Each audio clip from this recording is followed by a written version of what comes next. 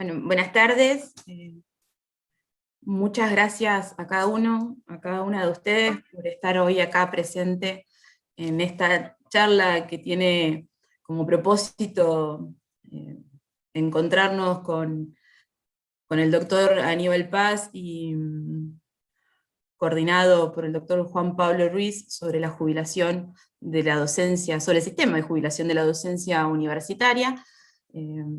Les damos la bienvenida en representación de la Comisión Directiva de ADIUMPA en esta actividad que está enmarcada en el programa que lleva adelante el Sindicato de Capacitación Gratuita para la Docencia Universitaria, denominado FODU. Bueno, agradecerles nuevamente la presencia, comentarles que la charla va a estar a cargo del abogado Aníbal Paz, y nos acompaña en la coordinación el abogado Juan Pablo Ruiz, que es nuestro asesor letrado de la asociación docente, y además también trabaja y colabora con otras asociaciones en el país. Así que, sin más, le habilitamos a Juan Pablo, que va a hacer la presentación y el inicio de esta charla, esperando que pueda ser fructífera para evacuar dudas y poder pensar en esto de la jubilación de la docencia universitaria. Bueno, buenas tardes a todos y todas. Es para nosotros un honor y un placer poder tomar contacto con ustedes en este tema que es tan importante, que hace a la finalización de la carrera académica, de la carrera docente. Y que es un sistema complejo de normativas que si bien nosotros hemos desarrollado desde ADIUMPA distintas charlas presenciales, pre-pandemia, digamos, en todas las unidades académicas sobre este tema, pero muy importante a la hora de evacuar dudas, aprovechando la situación actual, digamos, en la que se puede aprovechar, invitamos a un especialista, que es el doctor Aníbal Paz, que es un colega con el cual nos encontramos en numerosas instancias, digamos, de negociación del convenio colectivo, de la comisión de interpretación que hay sobre el convenio colectivo, y con lo cual siempre intercambiamos, incluso lo leemos en numerosas revistas especializadas, publicaciones especializadas respecto del sistema previsional y del sistema jubilatorio de la docencia universitaria. Y como decía antes, para aprovechar, digamos, esta situación pandémica que nos permite este tipo de charlas, lo invitamos al doctor a que nos dé una conferencia y que nos ayude a comprender la complejidad de esto para ver cuáles son los problemas que cada uno puede tener. Y decirle que, bueno, que Aníbal es, además de un colega y de una persona muy valorada en el ámbito de los gremios y de las federaciones universitarias, es especialista en el sistema previsional, ha asesorado a la Caja de Jubilación de Córdoba, a numerosas organizaciones gremiales, federaciones nacionales, y que es columnista en muchos medios especializados en temas jurídicos, y que con yo soy un poco informal, pero digamos, amigos, nos conocemos hace muchos años, digamos, es un honor, digamos, tener su presencia acá, porque creo que va a ser de un valor muy importante, ¿no? Porque nosotros, los profesionales, cuando tenemos una duda respecto de la cuestión previsional, hablamos con Aníbal. Entonces, esa es la mayor garantía, digamos, y entonces les pido a todos que sepamos aprovechar este aporte, porque va a ser estoy seguro que va a ser muy rico y que va a ser muy provechoso para todos los compañeros y compañeras que componen la comunidad de la docencia universitaria. Así que bueno, sin más presentación, los dejo en manos de Aníbal. Les pido que silenciemos los micrófonos para poder comenzar. Bueno, gracias por la invitación, el honor es mío. Les agradezco que estén todos hoy aquí. La verdad que a mí me encantan estos encuentros porque manifiestan un interés por una temática que es muy compleja, como decía Juan Pablo, y la verdad que amerita este tipo de encuentros. ¿Por qué? Porque normalmente nosotros nos encontramos con información escasa que muchas veces es equívoca o tendenciosa o incompleta en los medios de comunicación, en las redes, porque normalmente se trata de un clip de 5 minutos, una publicación en un tweet de 150 caracteres, y entonces es muy difícil comprender una temática tan compleja, tan rocambolesca, si le podemos llamar, en un espacio de tiempo tan corto y desconectada de numerosas variables. Se ha dado en titular esta charla el sistema jubilatorio universitario. En realidad no hay un sistema universitario propiamente dicho, sino que en la universidad o en las universidades se da la particularidad que para un mismo empleador pueden trabajar bajo distintos regímenes las personas, los docentes. ¿Por qué decimos esto? Porque por la propia función docente, el docente puede tener horas, cargos, dedicaciones en distintas jurisdicciones, en distintos niveles educativos, y para cada uno de esos niveles educativos, para cada una de esas jurisdicciones, suele haber una norma diferente que regula esa situación. Entonces, nos encontramos con que al final de la carrera de un profesional, de un universitario, se encuentra con la historia laboral ha transcurrido a través de diferentes regímenes previsionales diferentes. Entonces, cuando esta persona se vuelca a solucionar su problema previsional, consulta por aquí, consulta por allá, y muchas veces recibe respuestas diferentes, contradictorias, le generan más dudas que respuestas, y es por eso que yo entiendo que estos espacios son muy, muy útiles, porque solamente aquel que comprenda la complejidad de su situación va a tener la chance de encaminar su futura jubilación, pensando sobre todo en que hoy, por las características del docente universitario, se trata de una persona que normalmente, por pertenecer a un sector medio alto de la sociedad, tiene mayor expectativa de vida. Entonces, la jubilación va a ser el ingreso de los próximos probablemente 30 años de una persona. Entonces, es muy importante que el haber jubilatorio nazca bien calculado. Para eso es necesario conocer por lo menos algunas variables. Vamos a intentar hacerlo hoy. Pero para comprender la problemática es necesario comenzar desde el principio. Aquí no todos, probablemente no todos son abogados, probablemente no todos tengan conocimientos básicos de la materia, entonces hay que empezar desde lo más sencillo hacia lo más complejo. Vamos a atravesar entonces toda la temática. Ustedes van a ver que la seguridad social, a lo largo de esta charla, está presente en todos lados, porque se trata de una subrama del derecho social. El derecho social está comprendido por el derecho del trabajo, el derecho colectivo o sindical, y el derecho de la seguridad social. Todo eso forma parte del derecho social. Entonces, cuando empecemos a tocar los temas que vamos a analizar hoy, se van a dar cuenta que todo forma parte de lo mismo, de ahí la complejidad del asunto. Entonces, sin más, vamos a empezar con el origen de todo. ¿Dónde está enmarcado lo que vamos a charlar hoy? Nuestra Constitución Nacional, el famoso artículo 14 bis, es el que habla de las jubilaciones y pensiones móviles. Esto seguramente todos de oído ya lo conocen. Yo les pido que no hace falta que tomen notas, porque yo después el material se los voy a dejar aquí a la gente del sindicato para que lo distribuya, así que hagamos esto algo ameno. Entonces, más allá del 14 bis, ¿dónde tenemos regulados a nivel constitucional los derechos de la seguridad social? ¿Cuáles son esos derechos? Y los tenemos que buscar en los tratados internacionales de derechos humanos que están constitucionalizados en el artículo 75, inciso 22 de nuestra Constitución. Y otra norma que es muy importante es el artículo 75, inciso 12. ¿Qué dice esta norma? Que la legislación previsional debe emanar del Congreso. ¿Por qué hago hincapié en esto? Porque vamos a ver más adelante qué pasa con las movilidades por decreto. Si es el Congreso el que tiene que dar la movilidad jubilatoria o las leyes previsionales. Bueno, todo esto va a ser objeto de la charla de hoy. Los principios generales de la materia, que atraviesan desde principio a fin lo que es nuestra charla y sobre los que vamos a volver recurrentemente, son los siguientes. La sustitutividad y la proporcionalidad son dos principios que van de la mano. Se supone que el trabajador, cuando pasa a la etapa pasiva, sustituye su salario por su jubilación. De allí la palabra sustitutividad. Y lo debe hacer, esa sustitución debe ser en proporción al salario que tenía el trabajador en actividad. Entonces son dos principios que van de la mano. La jubilación sustituye al salario en una determinada proporción. Hoy vamos a ver lo que se llama tasa de sustitución. La tasa de sustitución, por ejemplo, es el 82% móvil, que ya veremos en detalle más adelante. Los derechos de la seguridad social son irrenunciables.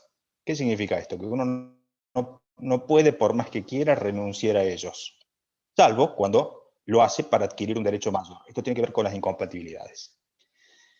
El derecho a la seguridad social es universal.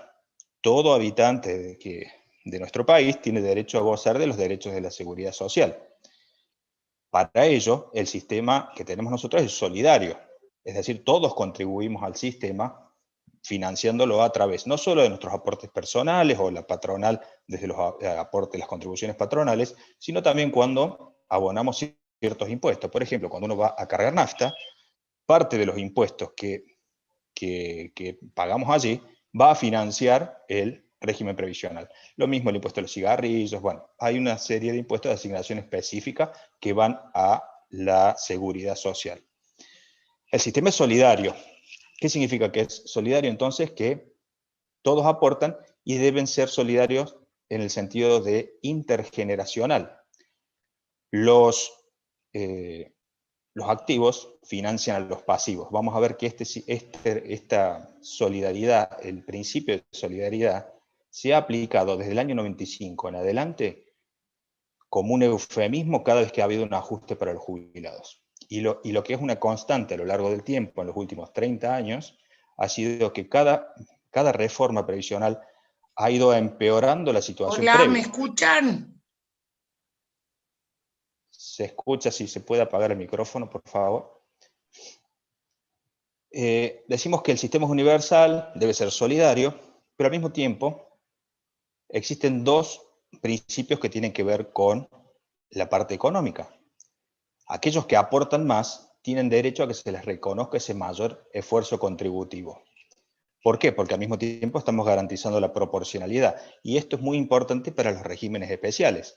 ¿Por qué para los regímenes especiales? Porque aportan el 13%. Ese 13% que aportan, que ya vamos a ver en más detalle, que se hace sin sujeción a base imponible máxima, es lo que justifica el haber mayor. Al mismo tiempo, como el sistema debe ser solidario, como el sistema debe tender hacia la cobertura universal de las prestaciones y de las contingencias, mejor dicho, en ciertos aspectos, en ciertos momentos y en ciertas coyunturas, se permiten algunos ajustes, restricciones menores de derechos para sustentar el sistema en favor del conjunto.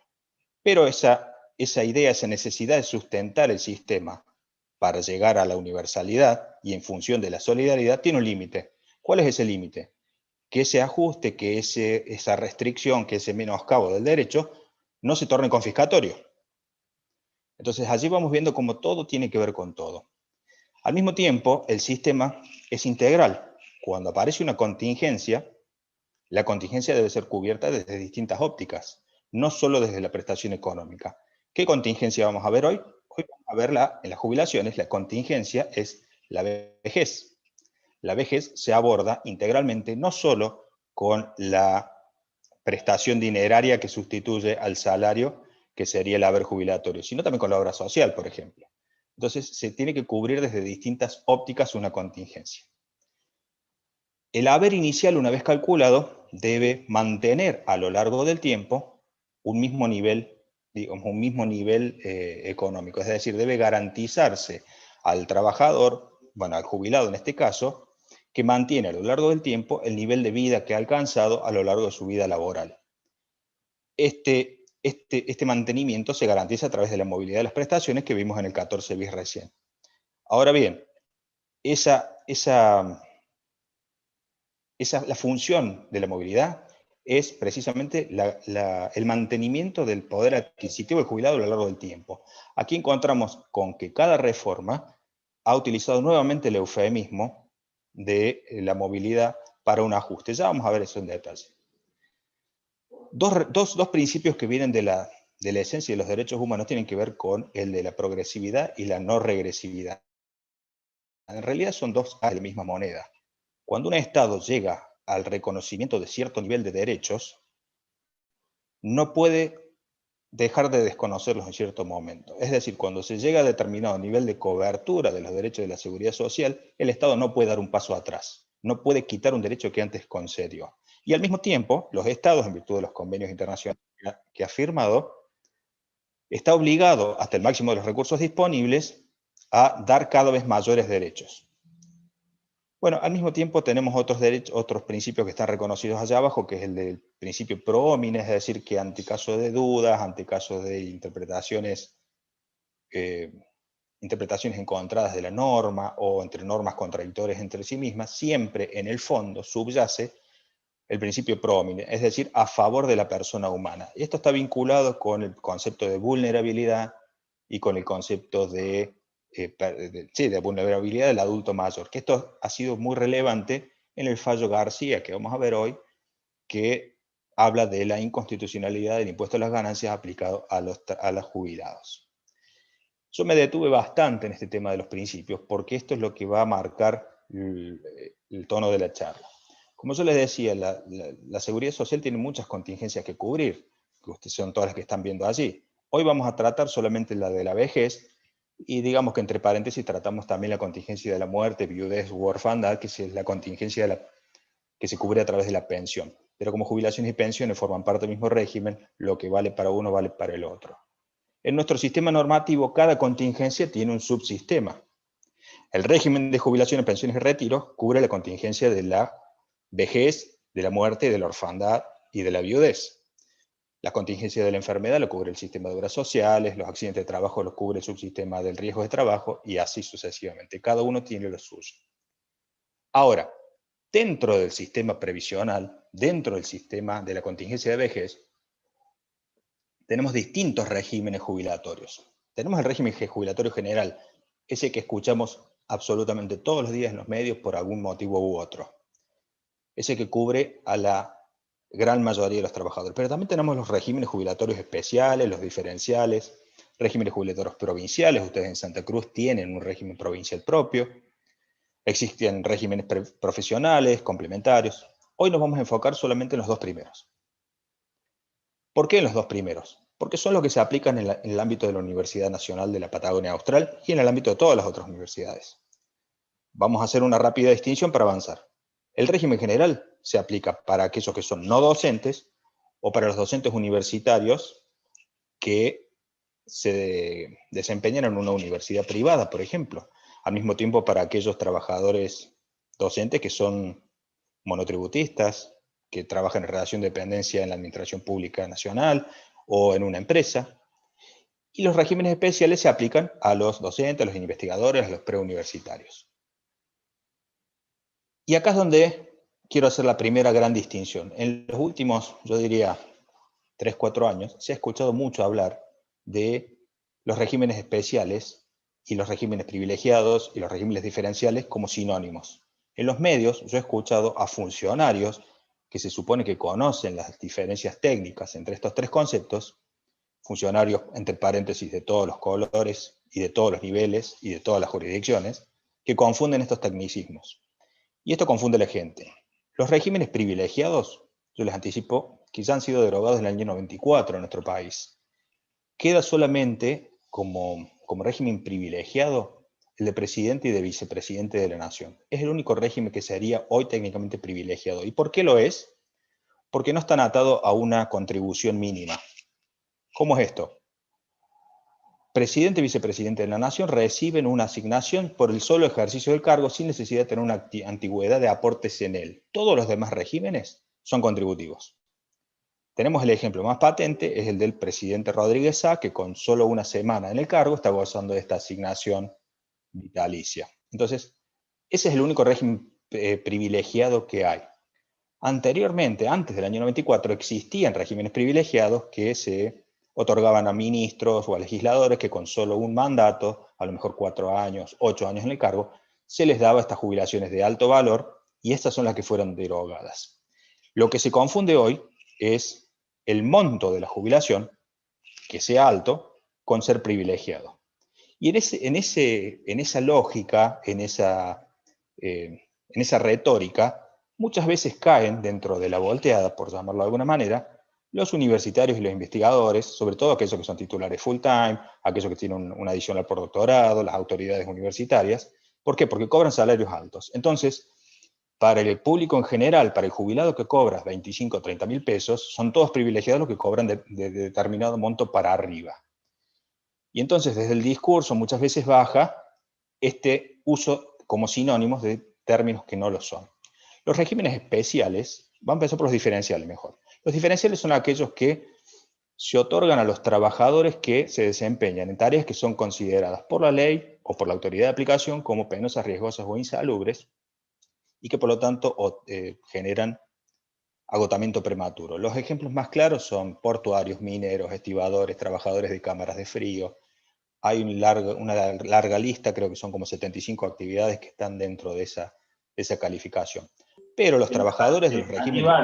Aníbal, en la Patagonia los petroleros sería el ejemplo. Bueno, ahí tenés, los petroleros son diferenciales, exactamente. Bueno, estos diferenciales, ¿qué particularidad tiene este régimen? Que se jubilan con menores requisitos de edad y de servicios en relación con el régimen general, pero el haber se calcula de la misma forma que el régimen general. En cambio, los regímenes especiales, y acá es donde ya vamos entrando, nos vamos metiendo en la materia que nos convoca hoy. Los regímenes especiales son aquellos que se otorgan como una especie de premio a aquellos trabajadores estatales, servidores públicos, de actividades que el Estado en algún momento y por determinadas condiciones ha considerado relevantes para la sociedad toda en su conjunto. En estos casos, no solo se puede permitir menores requisitos de edad o de servicios para acceder a ese régimen, sino que también se permite una tasa de sustitución mayor, ese famoso 82%. Pero esa tasa de sustitución mayor viene también de la mano de un aporte mayor por el tema del esfuerzo contributivo. Entonces, la primera definición que tenemos que tomar de aquí es que cuando escuchen a un funcionario hablar de privilegiados, diferenciales o especiales como sinónimos, ustedes ya saben la diferencia. Eso es lo que a mí aquí importa. Yo les decía entonces que cuando ya hemos visto que en nuestro país existen aproximadamente 145 regímenes previsionales diferentes, ya lo vimos recién, provinciales, especiales, diferenciales, etc. El problema entonces del docente es que al trabajar en distintas áreas, en distintos niveles educativos y muchas veces bajo un mismo empleador en distintos cargos, la interacción de todos estos regímenes es lo que complejiza la situación. Ponemos el ejemplo, un trabajador universitario no docente al mismo tiempo tiene un cargo docente. Ahí se le aplican dos regímenes.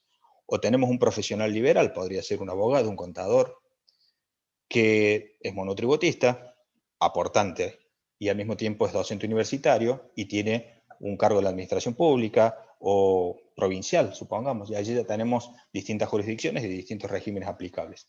Entonces, esto es lo que complejiza la relación de los docentes universitarios en general, o de los universitarios, no solamente de los docentes, por eso hacía hincapié en los no docentes. Al mismo tiempo, ya enfocándonos únicamente en el sector docente, tenemos otras normas que son extrañas o ajenas al derecho previsional, pero que hacen a la estabilidad en los cargos o a las designaciones para permitir después un haber jubilatorio mayor, como son los convenios colectivos de los distintos sectores, el 1246 o el 366. Las normas en la materia, la Ley de Educación Superior, la Ley de Educación Nacional, el viejo estatuto del docente, todo nos remite a la legislación vigente. El problema es que muchas veces no sabemos ni cuál es la legislación vigente. Aquí les voy a presentar el otro gran problema del sistema previsional argentino: los errores y horrores en técnica legislativa. Cuando las normas madres remiten a la legislación vigente, le decimos que a veces, muchas veces es difícil entender cuál es esa legislación vigente. Fíjense que hace algunos años se creó o se impulsó lo que se llamó el digesto jurídico argentino. El digesto se suponía que era una compilación acabada de todas las normas existentes en nuestro país. En el área previsional no estaba vigente, por ejemplo, el régimen docente, porque se lo omitieron. Y así con numerosas normas. La renuncia condicionada, que todos ustedes conocen, no estaba vigente supuestamente. Bueno, en el área particular de la seguridad social, el digesto no compiló absolutamente nada. Básicamente tomó las 4 o 5 normas grandes y se acabó. Entonces, eso también ha complejizado la situación. Cerrando el paréntesis, el digesto se ha dejado de utilizar porque se ha detectado todos estos errores. Ni siquiera sabemos cuál es la normativa aplicable. Ahora ya nos vamos metiendo en los regímenes en concreto. Ya les dije que el régimen general se aplica en lo que aquí importa, los docentes privados de enseñanza no adscripta, los docentes de universidades privadas y los no docentes universitarios. Pero también, como dijimos, a los monotributistas, empleados de relación de dependencia y demás. ¿Cómo se calcula la jubilación de un trabajador del régimen general? La edad, 60-65, con opción a 70 años de edad. 30 años de servicio, el trabajador va a bonificar, si tiene más de 30 años de servicio, va a bonificar a razón de un 1,5% sobre un promedio que ya les explico, por cada año de servicio hasta un máximo de 45. Ahí aparece un tope. ¿Cómo se calcula esta jubilación? La jubilación, ustedes ya habrán escuchado hablar, PBU, PC y PAP. Son 3 prestaciones que paga el sistema para la jubilación general. Probablemente el padre de alguno de ustedes, la madre, la abuela.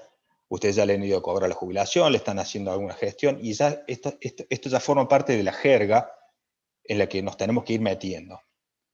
PBU significa prestación básica universal. Universal ya nos indica que está relacionado con el principio de universalidad que vimos hace un rato.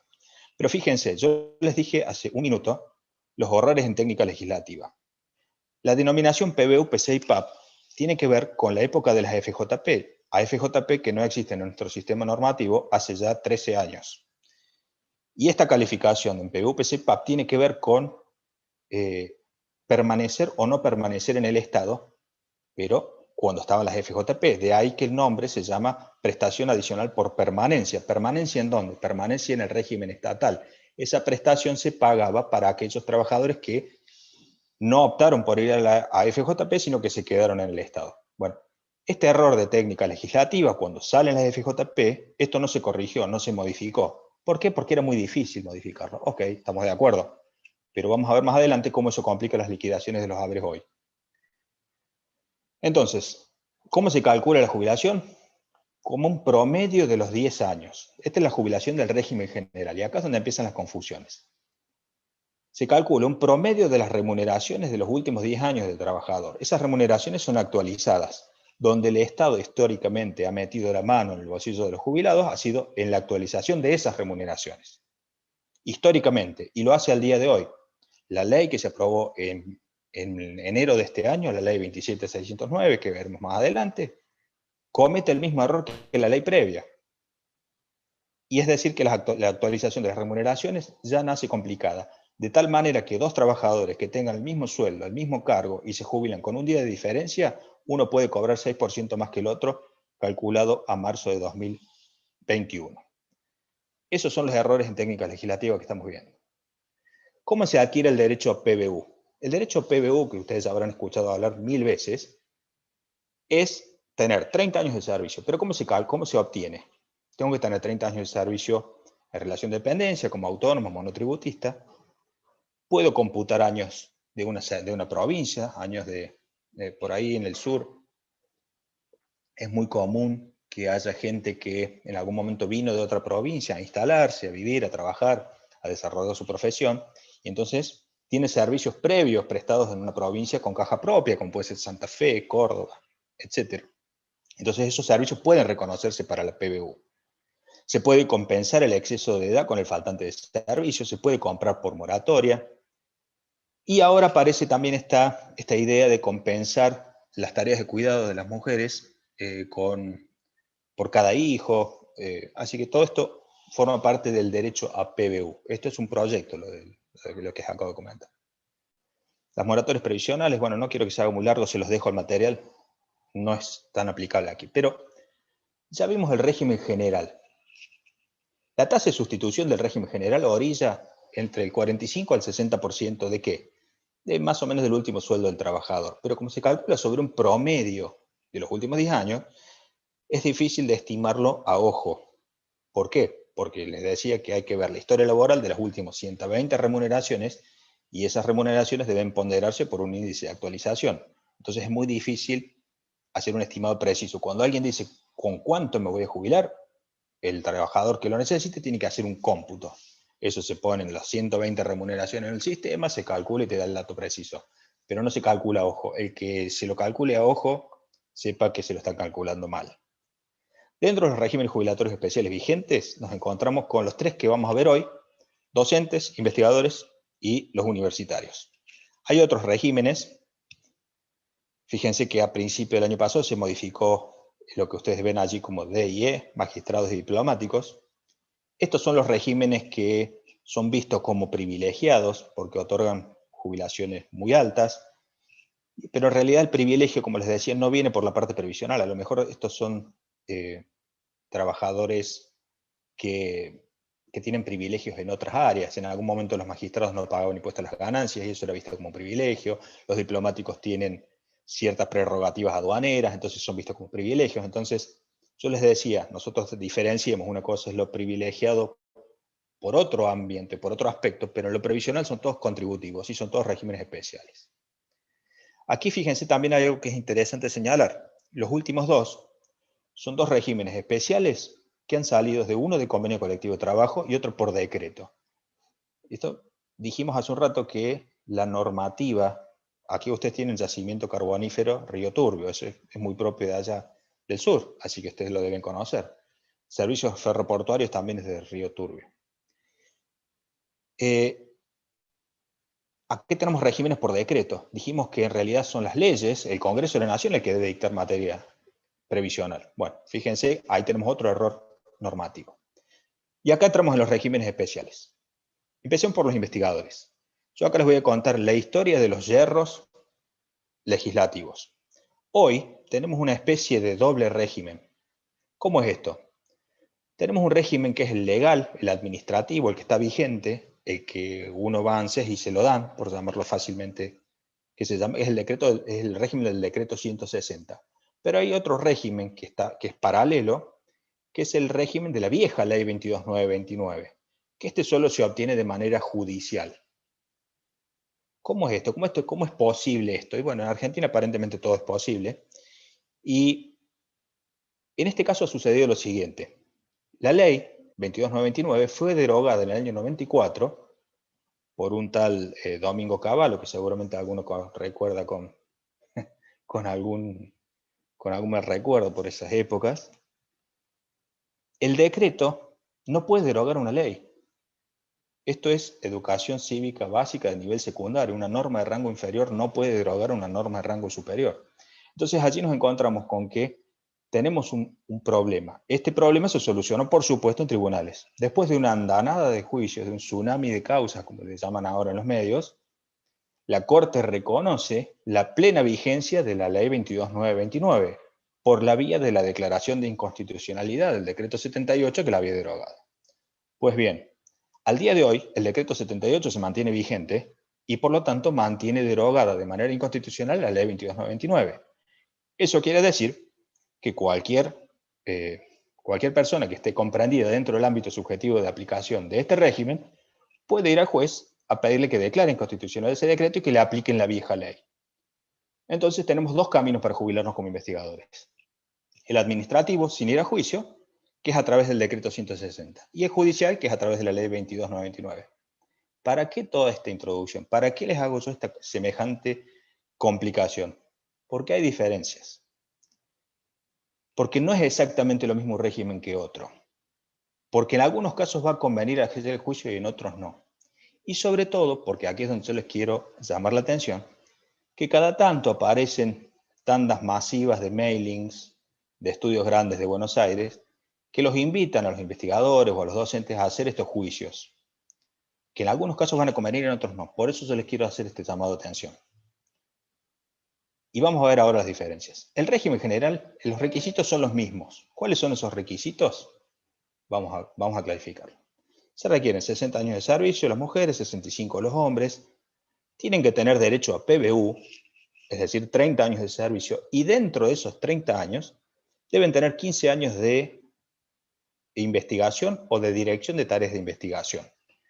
Esos 15 años pueden ser 20 si son discontinuos. Esas tareas de investigación, ¿dónde deben prestarse? Deben prestarse aquí en tareas de investigación en el CONICET, INTA y todos los demás organismos que están citados allí, o como docente universitario de dedicación exclusiva. Este régimen se ha ido ampliando con el tiempo. ¿Por qué se ha ido ampliando? Porque nuevamente tenemos errores de técnica legislativa. ¿Cómo es esto?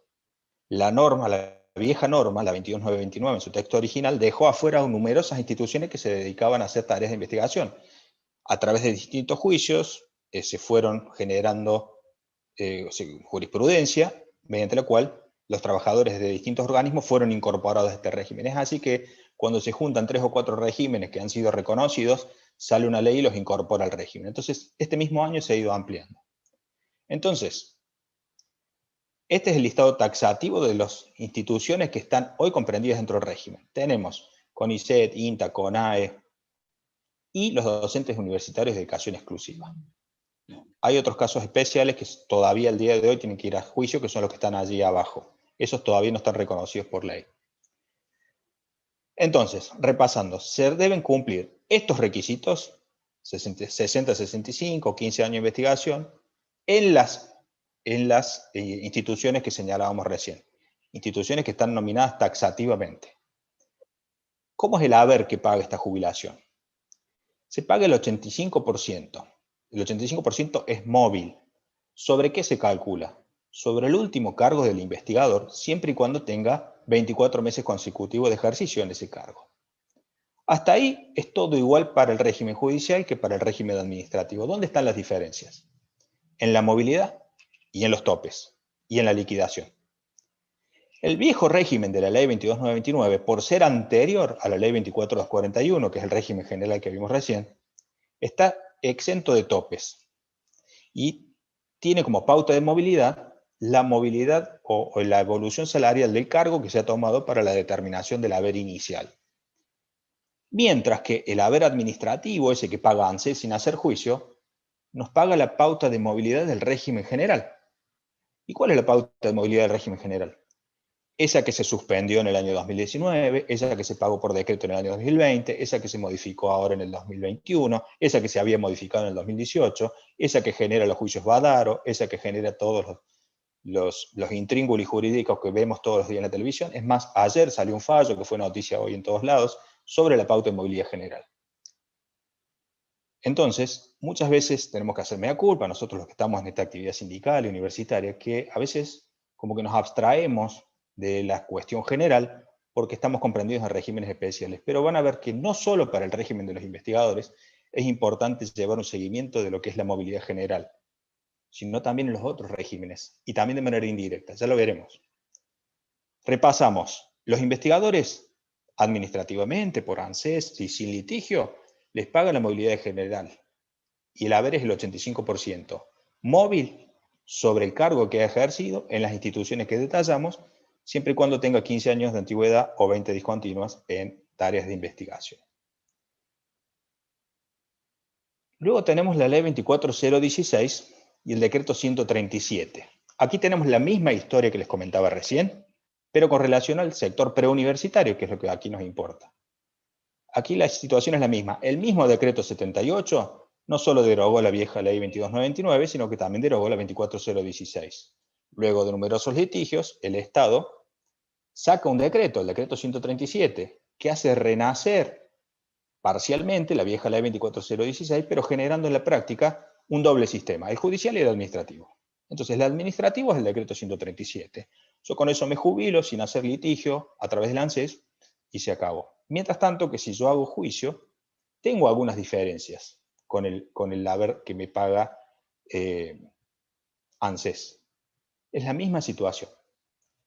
Vamos a ver, entonces, ¿quiénes están comprendidos? ¿Cuáles son los requisitos? Los que están comprendidos son los docentes de nivel primario, inicial, secundario, terciario, superior no universitario, tanto de sector público como sector privado, siempre y cuando estén incorporadas a la enseñanza oficial.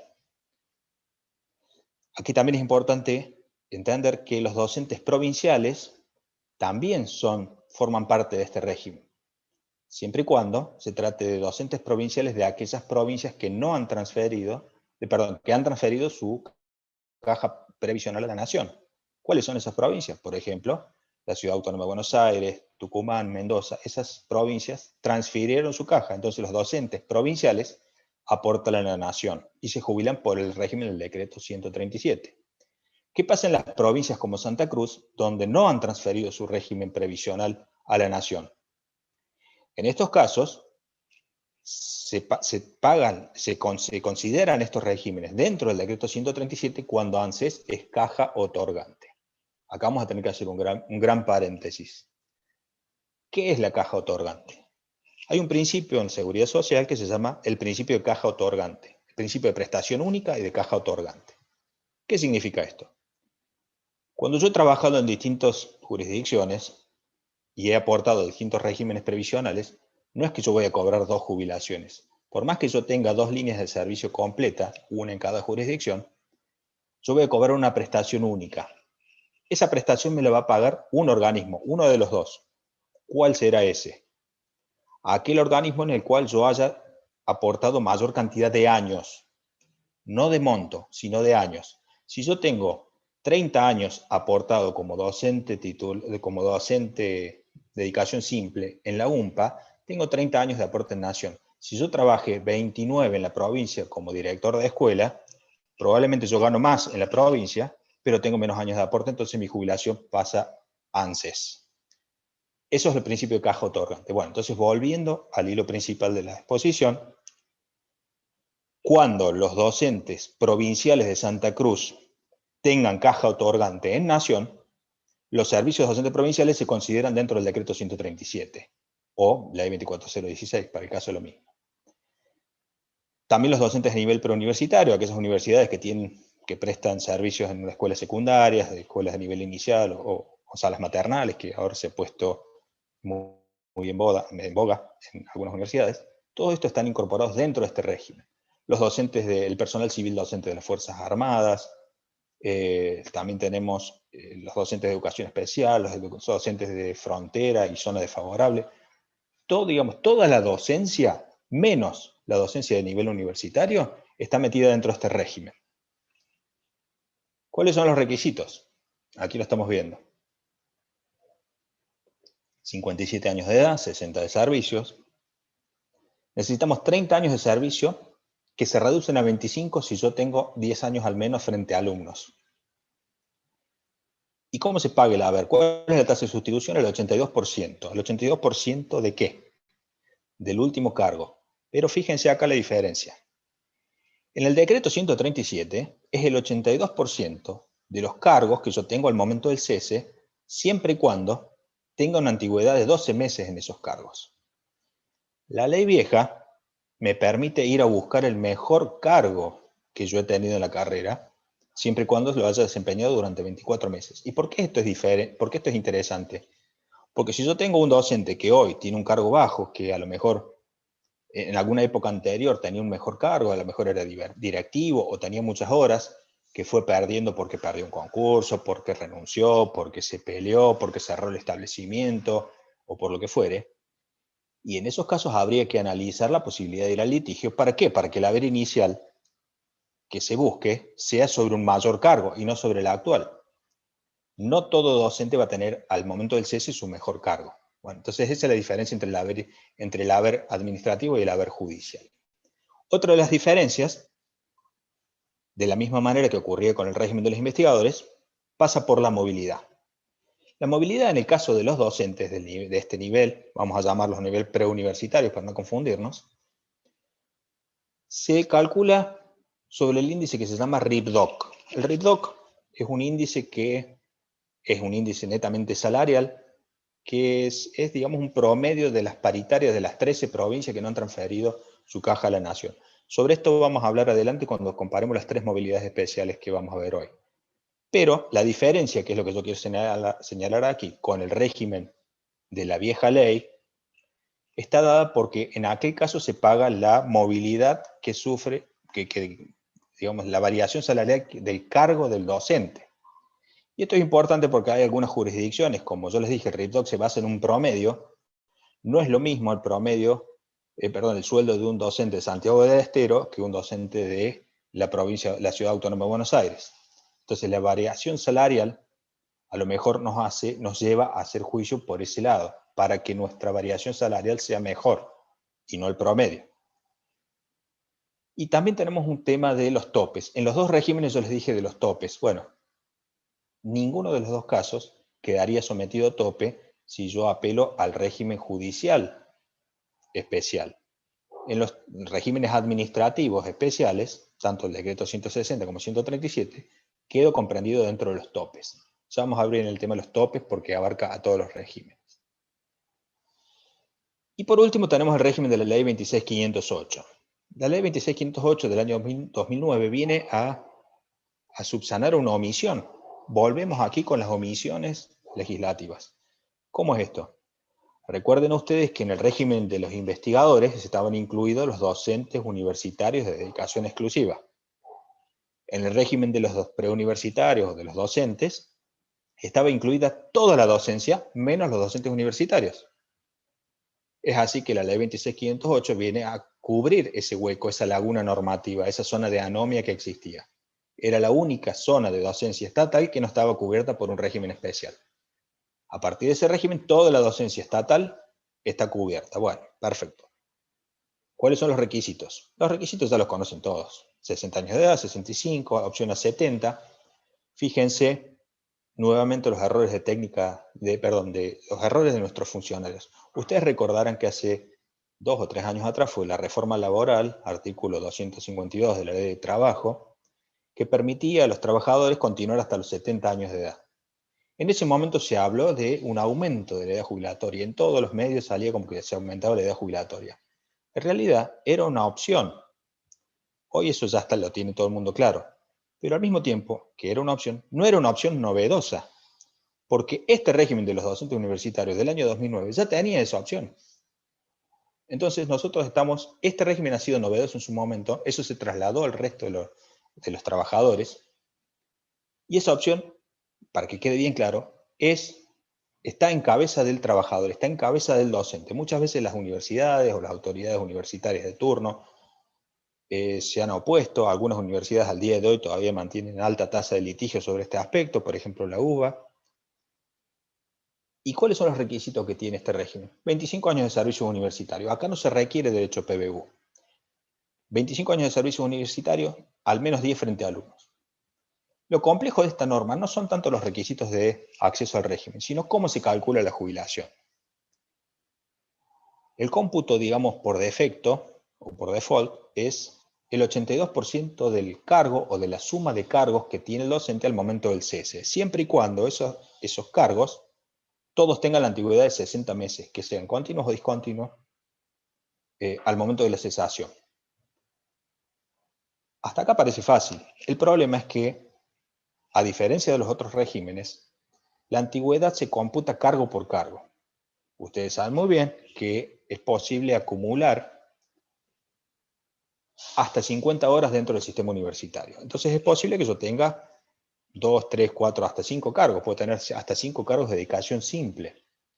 El cargo a los para ANSES no tiene que ver con la condición de interino u ordinario o regularizado a través del artículo 73 del Convenio Colectivo de Trabajo.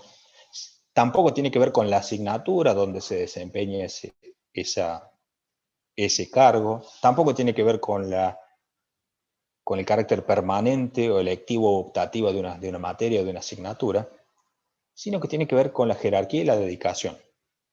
Un cargo a los fines previsionales se compone de jerarquía y dedicación. Para ANSES no hay mismo cargo si yo tengo un asociado semi-exclusivo que después pasa a ser exclusivo. Ahí tiene un corte, y para ANSES son 2 cargos distintos. ¿Por qué digo esto? Por lo que les mencionaba recién, que como el haber se calcula de acuerdo a la antigüedad de cada uno de los cargos de manera independiente, cuando nosotros llegamos a la edad jubilatoria, cuando estamos llegando a la edad jubilatoria, que es cuanto más antecedentes tenemos, que es cuando se empiezan a producir las vacantes del docente que estaba antes nuestro porque se jubiló, nosotros tenemos la tendencia a tomar un cargo mayor o a ampliar nuestra dedicación horaria. Pero en este caso, cuidado, porque si nosotros cortamos la antigüedad por una decisión laboral, tenemos 2 alternativas. O trabajamos más tiempo hasta cumplir los 60 meses que me pide ese cargo para que quede incorporado a la jubilación, o perdemos el cargo. Ese cargo no computa en la jubilación. ¿Por qué? Si yo tengo varios cargos y ninguno de ellos llega a la antigüedad necesaria desde al momento que yo presento mi renuncia condicionada, ANSES no calcula el 82% de esos cargos, sino que calcula el promedio de los últimos 60 meses. Y acá empieza la letra chica de ANSES. El promedio es sin actualizar, es un prorrateo. Entonces ya se rompe la sustitución. ¿Y qué pasa cuando yo tengo, supongamos, 2 cargos? Y al momento de yo presentar mi jubilación, uno de esos cargos tiene los 60 meses requeridos, pero el otro no. Bueno, la jubilación se calcula solo sobre uno de esos cargos. El otro no se toma. Entonces, para ponerlo en términos claros, cuando uno se acerca a la edad jubilatoria, cualquier cambio en la situación de revista del trabajador puede determinar una pérdida irremediable de un derecho. Entonces, cuando nosotros nos estamos acercando a los 60, 65 años de edad, antes de tomar un cargo tenemos que tomar una decisión sobre nuestro proyecto de vida. Porque muchas veces, ustedes no van a creer la cantidad de veces que nos ocurre, que el docente viene cuando ya tomó el cargo, quiere jubilarse con 65 años de edad, y le decimos, bueno, si se quiere jubilar hoy, este cargo no entra en su jubilación. Y si quiere que entre este cargo, usted tiene que seguir 3, 4, 5 años más. Entonces, es muy importante que cuando se acerca la edad jubilatoria, antes de tomar la decisión, se haga la consulta y nunca después. Esta norma tiene un requisito que creo que está por aquí. Hay un tercer requisito, que es el que muchas veces nadie le lleva el apunte. Es un requisito que está señalado allí en rojo con la flecha amarilla. El último cese en la actividad debe ser en la docencia universitaria. ¿Cómo es esto? Además de la edad, además de los servicios, además del cómputo del haber que ya les expliqué, hay un requisito que es este. Si yo tengo otro trabajo afuera de la universidad, o si soy monotributista portante, autónomo, trabajo en la relación de dependencia, trabajo en la provincia, mi último cese laboral debe ser en la docencia universitaria. ¿Qué quiere decir esto? Que yo no puedo renunciar primero en la universidad y después en el otro trabajo, sino que lo tengo que hacer al revés. ¿Por qué? Porque si yo tengo un cese posterior en otra actividad, el régimen no aplica. Y entonces todos los aportes especiales son considerados para el régimen general. Y aunque ustedes no lo crean, muchas veces sucede que el docente, para no consultar, por comodidad, por ahorrarse el disgusto de ver a un abogado, por ahorrarse la consulta, por ahorrarse el ir a averiguar, googlea. Googlea, dice, yo tengo los requisitos, tengo la edad, tengo la antigüedad de los cargos, presento la renuncia y me voy. Pero nos ha pasado docentes que se mandan solos a ANSES sin haber hecho esta consulta. ¿Y qué sucede? Si hay un caso muy particular que lo tenemos en litigio actualmente, que es un docente titular full time con una dedicación simple aparte, tiene 50 horas, máxima antigüedad, creo que tiene adicional, si no era por magíster, era por doctor, un sueldo altísimo, pero al mismo tiempo era monotributista portante. ¿Qué pasó? Este hombre leyó en la ley, a los 65 dijo, hasta acá llego, la cátedra no soporto más a nadie, renuncio y me voy. Bueno, entre que presentó la renuncia, pide los papeles, se los dan, saca el turno de ANSES, pasaron 2 meses. Ese docente tenía en el débito automático la cuota de autónomos, porque tenía una pequeña SRL. Entonces su último cese laboral fue en la SRL. Y ANSES no le toma ese régimen y lo califica todo para el régimen general. Entonces, en ese momento, el profesor tenía derecho a una jubilación de 100.000 pesos y lo jubilaron con 30.000 pesos. Estamos hablando hace un par de años atrás. Fíjense la diferencia y la importancia de considerar todas estas minucias que la ley trae. Pero hay más. Esta ley tiene otras características. Por la propia función o por las propias características del docente, tenemos otras formas de calcular el haber. Cuando la simultaneidad se da con distintos regímenes. ¿Cómo es esto de la simultaneidad? Como dijimos, el docente puede trabajar en la universidad y en otro lado. Cuando un docente tiene 2 líneas de servicio completas, es decir, trabaja a la mañana en la universidad como docente y a la tarde, por ejemplo, como no docente, o trabaja en la administración pública, pongamos un ejemplo básico. En esos casos se permite acumular los dos regímenes, siempre y cuando yo como docente tenga hasta 20 horas de servicio. La simultaneidad del régimen especial universitario con el régimen general solo es permitido, remarco, con hasta 20 horas de servicio. ¿Por qué lo remarco? Porque muchas veces tenemos esa tentación de tomar esas 10 horitas más para complementar el sueldo, que está bueno en el bolsillo hoy, pero se paga en la jubilación mañana. Es decir, eso que a veces se presentan oportunidades y uno toma esas 10 horitas que no te cambian la vida hoy, pero te la pueden cambiar los próximos 30 años en una jubilación menor, porque no califica para el régimen especial. Entonces, se requieren 20 horas. ¿Y cómo se calcula la jubilación? Se calcula la línea de servicios paralela por el régimen general, es decir, lo que vimos hace un rato, PBU, PC, PAP, promedio de los últimos 120 meses, actualizados como los actualiza ANSES y litigables por los problemas que tiene ANSES. Pero la línea de servicios universitarios se calcula como el 2,73% del 82% del mejor cargo que ha tenido el docente durante 60 meses en su historia laboral. Qué lío, ¿no? 2,73% del 82% del mejor cargo que ha tenido el docente. ¿Por qué esto del mejor cargo? Porque a veces la línea de servicios paralela de la universidad puede ser que se haya cortado. En ese momento que la línea de servicios paralela se cortó, porque yo dejé un trabajo y hasta que conseguí otro, aproveché en el medio y en la universidad se abrió una vacante interina, gané un concurso que después dejé para tomar de nuevo en una empresa. Este mecanismo nos permite ir a buscar en la historia laboral del docente un mayor cargo que puede superar esas 20 horas siempre y cuando la supere fuera del periodo de simultaneidad. Entonces aquí ya nos vemos con los distintos problemas que genera esta ley. Si repasamos un poquito, vemos que el haber se calcula como el 82% de la suma de los cargos al cese, o como el 82% del promedio, o como el 2,73% del 82% del mejor cargo. Estas cuestiones, estas minucias, estos tecnicismos hacen que cuando un docente va y consulta, pregunta en ANSES, pregunta en el sindicato, le pregunta al primo abogado que conoce, le pregunta al colega que se jubiló antes, probablemente reciba diferentes respuestas. Y probablemente todas sean parcialmente ciertas. El tema es si realmente la respuesta que ha recibido se aplica a su caso concreto.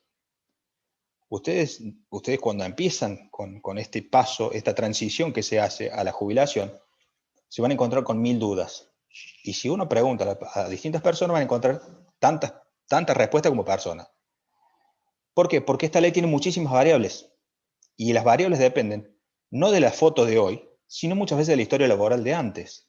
Entonces es imposible que la respuesta sea correcta si no se analiza convenientemente toda la historia laboral.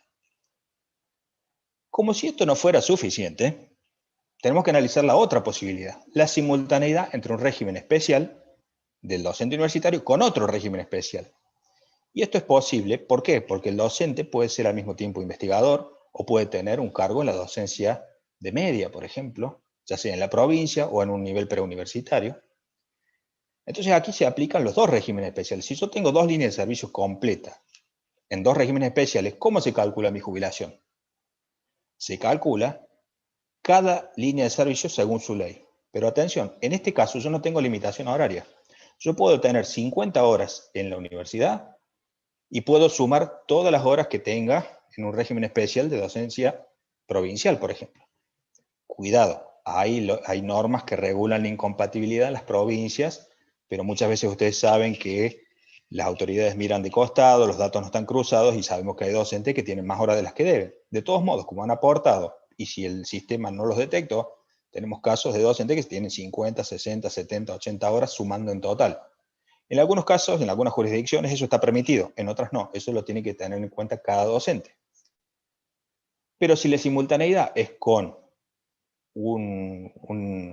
podría ser con un investigador, no tiene limitación horaria.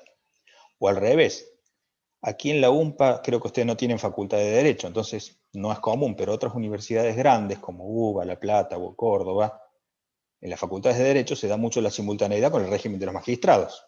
Todos los magistrados funcionarios del Poder Judicial dan clase en la facultad con 10 horas. y tienen un sueldo alto en la justicia. Bueno, existen distintas combinaciones posibles. También nos sucede con el régimen de luz y fuerza, con el régimen de yacimientos carboníferos. Bueno, la combinación da muchos resultados, pero lo más común en la universidad es la simultaneidad con el régimen general o con los regímenes de investigadores y de docentes.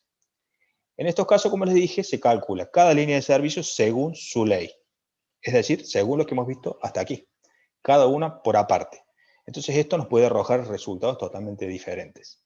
Ahora, ¿qué pasa con la movilidad en el caso de las simultaneidades? En el primer caso, ustedes lo ven allí en color rojo, cuando la simultaneidad es con el régimen común o con el régimen general, la movilidad es la del régimen general. No importa el monto del haber. Entonces aquí yo les vuelvo a llamar la atención sobre los problemas de la movilidad del régimen general, que nosotros desde el ámbito universitario como que lo soslayamos, no lo vemos porque no nos aplica, lo tenemos como en una nebulosa, que eso no nos pertenece. Sí, si nos pertenece, sí nos debe interesar, por esto que les acabo de señalar. Ahora, cuando la simultaneidad es con un régimen especial, habrá que estarse a el monto de cada haber parcial. Si el monto mayor va a determinar cuál va a ser la pauta de movilidad aplicable al haber total. Si yo tengo simultaneidad entre el régimen del decreto 137, es decir, docente, con ley 26508, es decir, universitario, yo tengo que ver cuál es el haber parcial mayor. Si el haber parcial mayor es el universitario, la movilidad de todo el haber va a ser por Ripdun, que es el índice propio de este régimen. Mientras que si el haber parcial mayor es el del docente preuniversitario, la movilidad del haber total va a ser por Ripdoc. Cuando estamos con simultaneidad con régimen de investigadores, si el haber parcial mayor es el de investigadores, ¿qué movilidad nos va a aplicar? La del régimen general. ¿Y por qué? Y porque el régimen de investigadores se rige por la movilidad del régimen general. Nuevamente, a los docentes universitarios, a través de esta prestación, se les puede aplicar la movilidad del régimen general. Fíjense que ya tenemos 3 puntos en los cuales la movilidad general, que es algo que no nos interesaba, nos empieza a interesar. Bueno, vamos a avanzar un poquito acá, para que no se nos haga más tarde. Yo quiero dejar a lo mejor un espacio para preguntas, porque a este punto quería llegar. Vamos a un poquito a la parte práctica, para que esto no se haga tan aburrido. Vamos a hacer algunos números. ¿Cómo se liquidan los haberes? Por ahí parece algo sencillo. Acá tenemos un ejemplo. ¿Cómo se liquida? Sobre un sueldo de 20.000 pesos, todos saben sacar el 85% o el 82%. Es fácil. Pero, como yo les decía, los regímenes viejos todavía tienen esta cuestión de no haber adaptado la normativa a la realidad actual sin las FJP. Entonces todavía seguimos liquidando como PBU, PC y PAP. Y las jubilaciones se calculan como la jubilación del régimen general a la cual yo le adiciono un suplemento.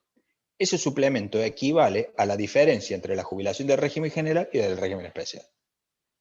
Tanta complicación cuando se podría hacer, como ustedes ven en la columna del medio, con un solo ítem que se llame haber, que sería el 0,82 del cargo en cuestión.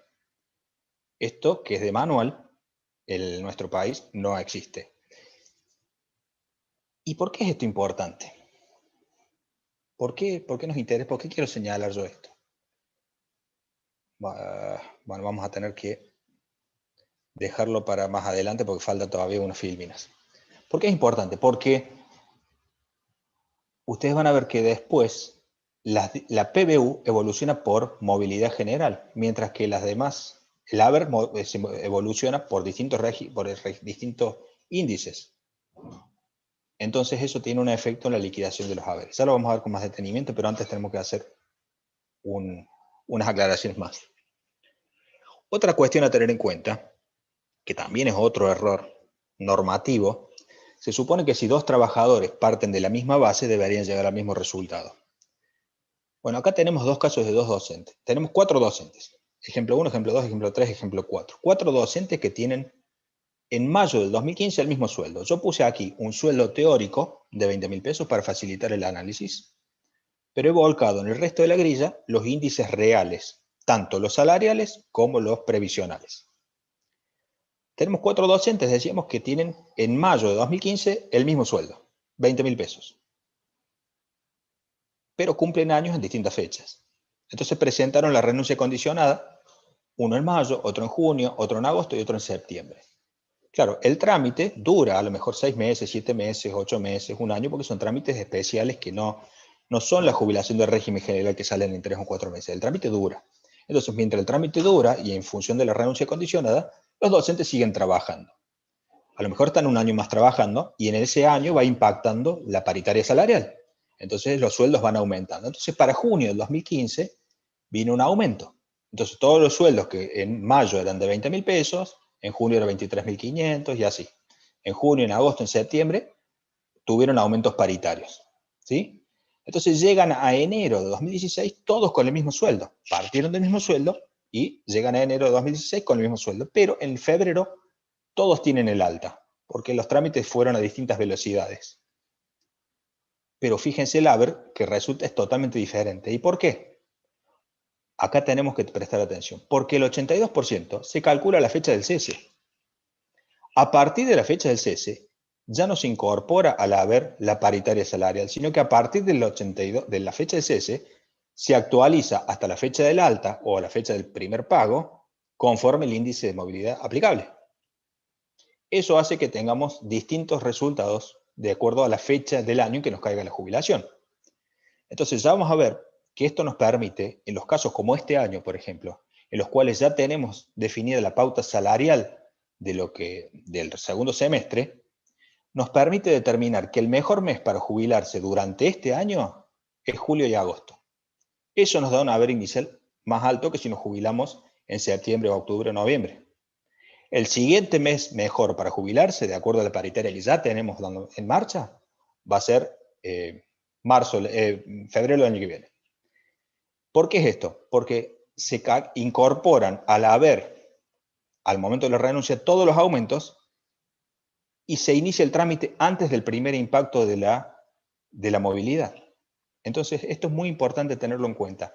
No siempre uno tiene un margen de maniobra, porque a veces el cargo se está venciendo, los papeles se demoran, no nos da turnos ANSES porque estamos en pandemia, la edad ya la cumplí, hay distintas variables, pero si uno hace la consulta con tiempo, puede especular, tiene cierto margen de maniobra para, por ejemplo, en este caso decir, no presento mi turno hoy, que estamos en junio, no, esperemos a julio, esperemos a agosto, y tu jubilación sale más alta que si la presentas en junio. Estas cuestiones son las que hacen la diferencia. Ahora vamos a hablar de la movilidad, porque esto impacta decididamente en todo lo que tiene que ver con la jubilación. De nada nos sirve un haber que nace alto si a lo largo del tiempo va perdiendo su valor. Eso es fundamental entenderlo de entrada. Ya vimos que la movilidad, la única función que tiene es permitir el nivel de vida alcanzado por el trabajador al momento que se jubila a lo largo del tiempo. Mantener ese nivel. Normalmente, con cada reforma jubilatoria, se busca tocar la pauta de movilidad para dar sustentabilidad al sistema. Bueno, no es en la fórmula de movilidad donde se debe buscar la sustentabilidad de un sistema previsional, porque eso termina en el ajuste de los jubilados. Y el ejemplo ¿dónde está? En todas las reformas de los últimos 20 años. Podemos hacer esta historia más atrás en el tiempo, pero yo he decidido partir únicamente desde el nacimiento del régimen general vigente. La ley 2441 arranca en el año 94. Entonces, tomo esa línea de partida. ¿Cuál era la movilidad en aquel momento? La ley de, fíjense, solidaridad previsional. Primer eufemismo. Y ya vamos a ver por qué. La ley de solidaridad previsional determinaba que la movilidad aplicable a las jubilaciones iba a ser aquella que el Congreso anualmente determinase cuando sancionase la ley de presupuesto anual. Esta ley rigió entre el periodo 95 y 2008. ¿Ustedes saben cuántas veces el Congreso hizo uso de la facultad que dice esta ley? Ninguna. Nunca el Congreso dio movilidad a través de la ley de solidaridad previsional. Ok, hagamos una salvedad. Entre el 95 y el 2001, entre el 97 y el 2001 prácticamente no hubo inflación, entonces no era necesario a lo mejor actualizar las jubilaciones. Bueno, hasta ahí estamos de acuerdo. Pero el 2001 para acá, ustedes saben lo que pasó en el 2001, no hace falta que refresquemos la memoria. Y entonces, entre el 2001 y el 2009, el Congreso no hizo uso de la opción de dar movilidad a los jubilados. Nunca, en ningún momento. Por eso dice ahí sin movilidad. ¿Qué pasaba con los regímenes especiales? En ese momento los regímenes especiales estaban derogados. ¿Por qué? Por el decreto 78, ¿recuerdan? No había régimen jubilatorio. Cuando, después de numerosos fallos, recién en el año 2005, se dictan los decretos 137 y 160, como los demás jubilados no tenían movilidad, a los especiales tampoco tenían movilidad. Es entonces en ese momento en que se sigue buscando en los regímenes especiales ir a la vieja ley 22.929 y 24.016 que les explicaba antes. ¿Para qué? Para buscar una movilidad. Porque los sueldos aumentaban, pero las jubilaciones estaban estáticas. No teníamos ley de movilidad. Y si la hubo, si podemos considerar que era una ley de movilidad, esta de previsional, de solidaridad previsional, como no la daba el Congreso, no importaba. ¿Qué pasó? Vino Badaro. ¿Qué es Badaro? Badaro es un señor que fue a la justicia porque no le aumentaban su jubilación. La Corte Suprema le da la razón a esta persona y dice que entre el 1 de enero de 2002 y el 31 de diciembre del 2006, su jubilación debió haber aumentado un 88,6%. ¿Cuánto aumentó en ese interín? Nada. Entonces, ese es el gran eje de los problemas que tenemos hoy. Claro, a raíz de Badaro, el Poder Ejecutivo se da cuenta de este problema. Aparte había, recuerden, movilización social con respecto a este tema. Entonces el Poder Ejecutivo empieza a dar movilidades por decreto. ¿Les suena esto? Lo tenemos bastante fresco. ¿Qué pasó con la movilidad por decreto? Se pagó solo, las primeras movilidades previo a Badaro eran solo para las jubilaciones mínimas. O sea, la primera movilidad por decreto, si no me equivoco, fue en el año 2004 y se pagó un 10% a las jubilaciones mínimas. ¿No les suena esto del achatamiento de las pirámides de las jubilaciones? Es lo mismo que sucedió el año pasado. ¿Y qué sucedió? Bueno, vino Badaro 1 y Badaro 2. ¿Por qué Badaro 1 y 2? Porque en el primer Badaro, la Corte le pide al Congreso que por favor haga uso de la facultad de la Ley de Solidaridad Previsional y que por favor dicte la movilidad. Pasó un año, el Congreso no hizo uso de esa opción y entonces la Corte pretoriamente dispone el 88,6% de aumento en el lapso señalado. Eso es Badaro. Y eso se traslada hasta hoy. ¿Por qué? Sabemos. A raíz de Badaro y de los 700.000 juicios que en un momento tuvo que soportar el Estado por esta causa, sale la primera ley que podemos considerar la primera ley real de movilidad en nuestro país, la ley 26.417, del año 2009. Esta ley tiene un diseño que está muy bueno. Fíjense, acá yo marco en amarillo con una flecha, indiferencia de la fecha del cese. ¿Qué significa esto? Que no importa la fecha donde yo me jubile, porque la actualización de las remuneraciones se hace con la misma pauta de movilidad que el haber. ¿Recuerdan que yo les dije hace un rato, cuando vimos la PBU y la actualización de los haberes, que donde el Estado metía la mano era en la actualización de los haberes? Bueno, esta ley solucionaba ese problema. Esta ley, que el año pasado dijimos, bueno, vamos a volver a la vieja fórmula del 2009, que finalmente no se volvió a esa vieja fórmula, y que finalmente, ya vamos a ver, se repiten los errores de la fórmula que se suspendió y se derogó. Bueno, esta fórmula entonces tenía esa que era una gran ventaja. Nadie discutía porque todo aumentaba en bloque. Aumentaban por la misma pauta la movilidad del haber con la actualización de las remuneraciones. Entonces una persona que se jubilaba el 28 de febrero cobraba lo mismo que la persona que se jubilaba el 1 de marzo. Eso hoy no sucede. La fórmula incorporaba recaudación tributaria, recursos del ANSES. Ustedes donde ven W, ahí esos salarios. Salarios en inglés es wages, por eso la W. RT son recursos tributarios, R recursos totales. Entonces, era una fórmula compleja y esta ley tenía sus problemas. No digamos que era una panacea, porque hoy se la interpreta hoy como la mejor ley o como una ley que no tuvo litigiosidad. ¿Pero por qué no la tuvo? Salvo en el año 2014 y en el 2016, esta fórmula le ganó la inflación. Pero acá tenemos que hacer una gran salvedad. Se le ganó a la inflación medida por el INDEC intervenido. Una inflación que hoy todo el mundo reconoce que finalmente estuvo por debajo de la inflación real. Hoy el INDEC no está intervenido, entonces esta fórmula no se podía volver, porque esta fórmula realmente termina siendo insostenible. ¿Y por qué?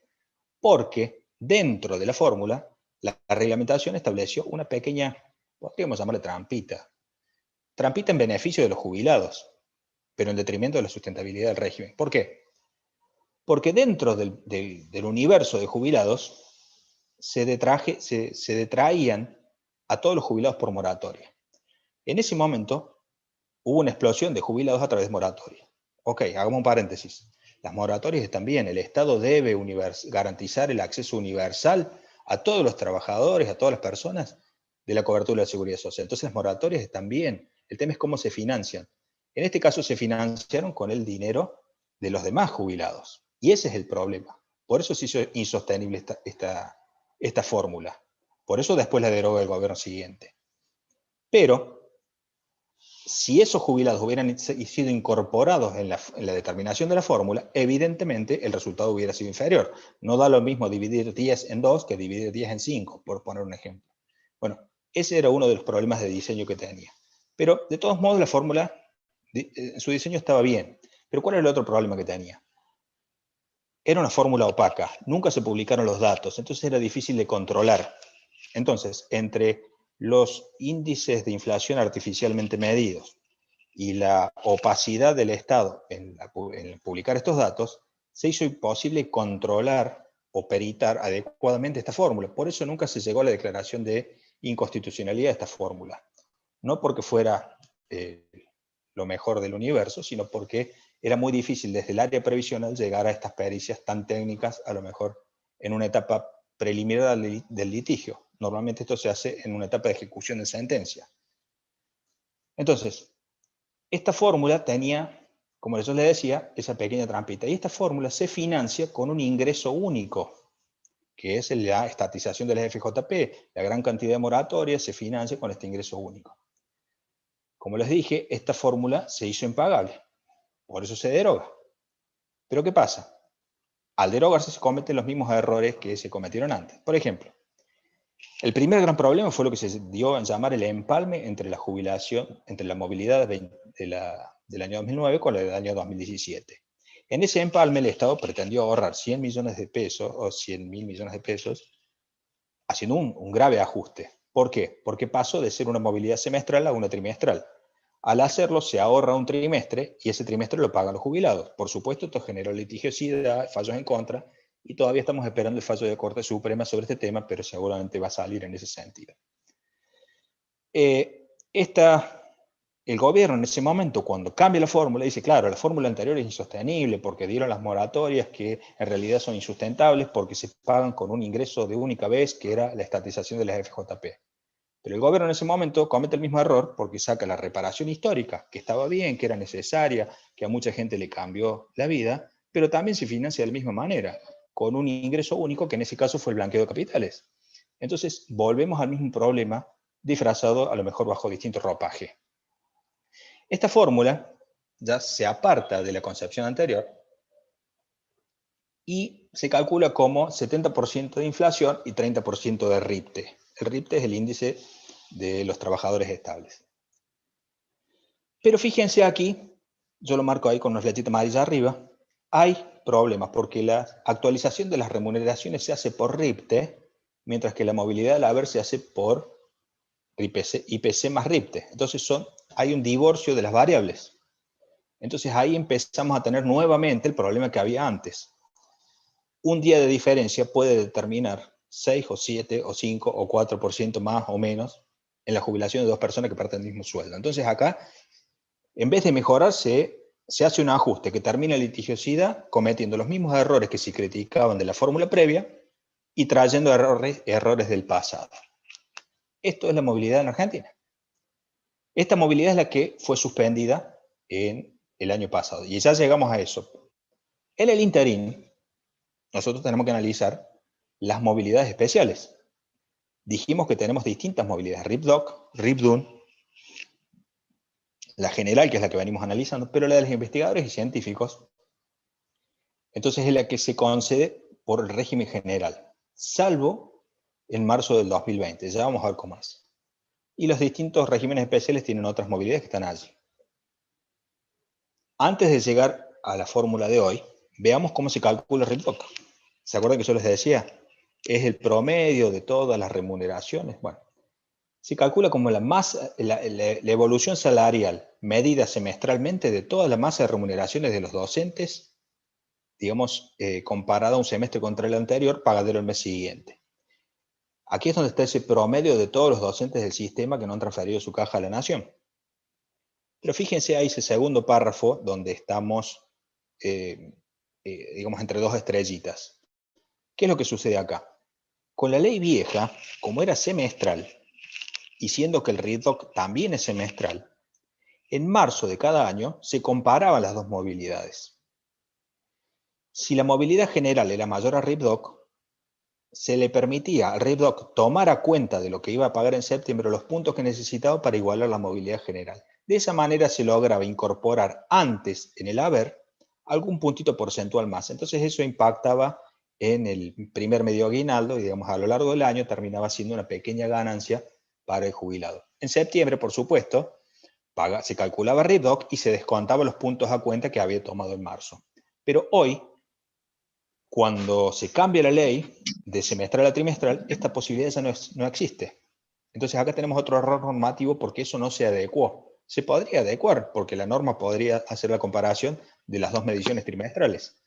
Pero esto quedó en la anomia total. Y entonces los jubilados del régimen especial de los docentes, cuando se modificó la fórmula general, se vieron perjudicados. Está bien, es muy poquito. Son pequeñas diferencias, pero yo las tengo calculadas. Aquel que le interese el número, le puedo pasar un Excel que, bueno, dependiendo por supuesto del rango de haberes, se han perdido un dinero que hoy es importante. Bueno, entonces decíamos que así se calcula el RIDDOC. ¿Cuál es el problema de RIDDOC? La opacidad nuevamente. No se consigue la publicación de los datos. En ningún lado están publicados. Los datos que ustedes están viendo ahí no se consiguen en ningún lado. Yo los conseguí únicamente a través de pedidos de acceso a la información pública. Es la única forma de conseguirlos. Entonces, en marzo de este año se pagó el 10,37% de aumento que ustedes ven allí. ¿Cómo se calcula? Se divide la masa de remuneraciones, esos 26.000 millones de pesos de diciembre de 2020, dividido los 383.000 docentes, y eso nos da un haber promedio. La evolución del haber promedio de diciembre con relación al de junio nos da 10,37. Ese 10,37 es pagadero en marzo. Así se calcula el RIDDOC. Y como es opaco, como no se publica, es difícil de estimar y es difícil de conocer. Por eso, cuando llega marzo y septiembre de cada año, todos los docentes del sistema preguntan cuánto es la movilidad, cuánto es la movilidad, y hasta que ANSES no saca la circular no se entera nadie, porque es imposible calcular porque no se publican los datos. Acá es donde vienen los problemas, acá es donde se junta todo. Yo les decía que primero, que el RIDDOC es semestral, pero la movilidad general en algún momento era semestral y después pasó a ser trimestral. Esto produce un fenómeno. La PBU cambia 4 veces al año, conforme a la movilidad general, mientras que el haber docente cambia solamente 2 veces al año. Entonces, en marzo y en septiembre, la PBU evoluciona según un índice y el haber completo según otro. Entonces, eso implica que debe reliquidarse el haber. Al mismo tiempo, en junio y en diciembre, cuando no hay movilidad por RIDDOC, la PBU cambia. Entonces se debe reliquidar de nuevo el haber. Entonces nos ha pasado en junio de este año, por ejemplo, que vienen los docentes y dicen, doctor, me bajó la jubilación. ¿Cómo que le bajó la jubilación? Sí, el suplemento docente me bajó. Bueno, ese docente no sabía lo que ustedes saben hoy, que es lo que vimos. La forma de calcular, la forma de liquidar esta jubilación trae estas complicaciones, que 4 veces al año debe tocarse el haber cuando solamente 2 veces al año aumenta. Entonces, en junio y en diciembre, el docente que no consulta va a ANSES, hace un reclamo, le quita el turno a otra persona que tiene un reclamo para hacer, no consigue turno, se estresa, hace un reclamo que después es rechazado por improcedente, y con razón, porque no le corresponde el haber. ¿Cómo es el mecanismo? El suplemento docente funciona como variable de ajuste. Entonces, cuando PBU aumenta un 10% y el RIDDOC aumenta un 8%, esos 2% de diferencia en el haber total se trasladan o se restan del suplemento docente. Lo mismo sucede en junio y en diciembre. Como la PBU aumenta, pero el valor final del haber se tiene que quedar, todo lo que aumenta la PBU se quita del suplemento docente. Entonces, Aquel que no sabe leer el recibo ve que su suplemento de junio bajó en relación al de marzo, pero el haber final se mantiene igual, porque claro, no hubo aumento y no tenía por qué haberlo. Entonces, ahora ustedes lo saben por qué sucede esto. Este es un fenómeno que ocurre todo el tiempo y los docentes, créanme, que por falta de información siguen haciendo reclamos improcedentes.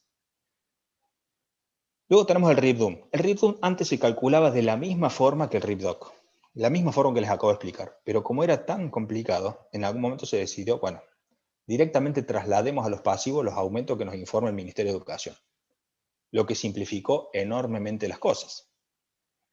Y ahora vamos a ver, ¿cómo se paga este año? Este año, en marzo, los jubilados de docentes universitarios cobraron un 7% de aumento, que era el equivalente a todo el aumento que tuvieron los docentes en el segundo semestre del año pasado. Y ahora, como nosotros ya tenemos la paritaria ya establecida para este año, sabemos que en septiembre los jubilados del sector van a cobrar el 26,29% de aumento. ¿Por qué? Porque es el acumulado de todos los aumentos que tuvieron a lo largo de este primer semestre.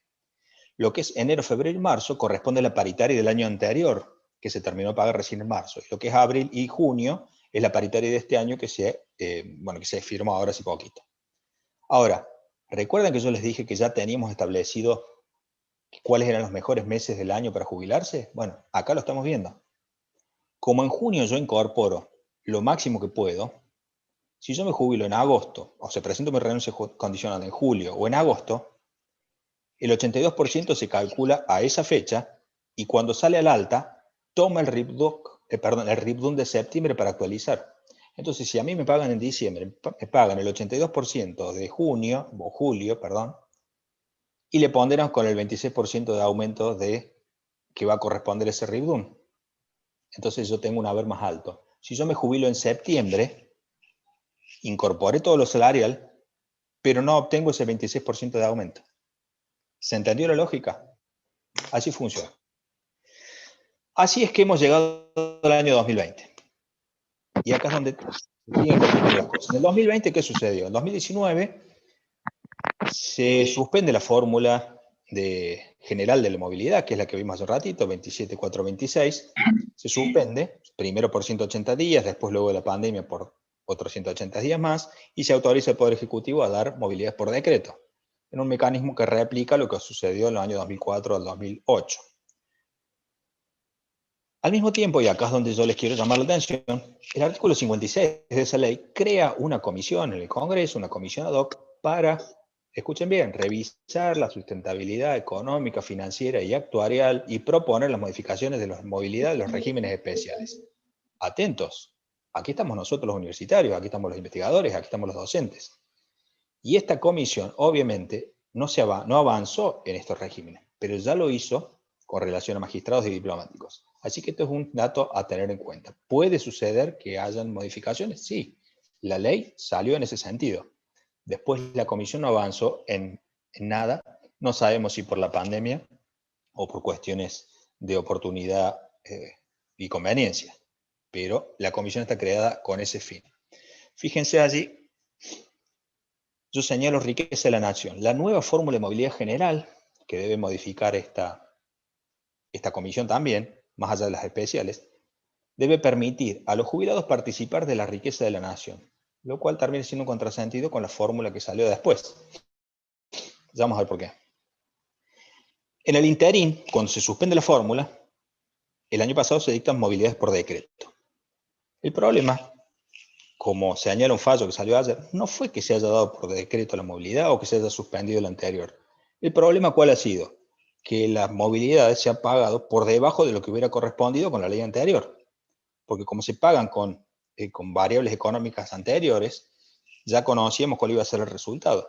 Entonces eso provocó el achatamiento en la pirámide de las jubilaciones, provocó la vulneración del mayor esfuerzo contributivo, que recuerda que vimos al principio, distorsionó la proporcionalidad, distorsionó la sustentabilidad, y todo bajo el ropaje de la solidaridad. La solidaridad malentendida, porque ya dijimos que la solidaridad no es del jubilado que más tiene con el que menos tiene, sino que la solidaridad es del sistema, de los activos para los pasivos. Entonces, este diseño normativo fue desastroso. Fue desastroso porque también los problemas que seguimos viendo al día de hoy. Entonces, en el interín, las jubilaciones más altas aumentaron menos, las jubilaciones más bajas aumentaron más. Se suponía, y de hecho está en la exposición de motivos de la norma, que la movilidad por decreto iba a ser superadora en relación con la movilidad que se suspendía, lo cual se probó falso al conocerse la inflación oficialmente medida. Y aparte, la inflación oficial hoy no está cuestionada en el INDEC. Hoy la inflación es la que es y nadie la cuestiona. Entonces, podíamos decir, siendo benévolos, que la jubilación mínima durante 2020 aumentó en un empate técnico con la inflación. Perdió unos décimos, pero digamos un empate técnico para ser benévolo. Pero todas las jubilaciones por encima perdieron contra la inflación. Entonces, esa fórmula que se suponía superadora no lo fue. ¿Qué les viene a la mente de lo primero que vimos hace ya 1 hora y media atrás? La regresividad.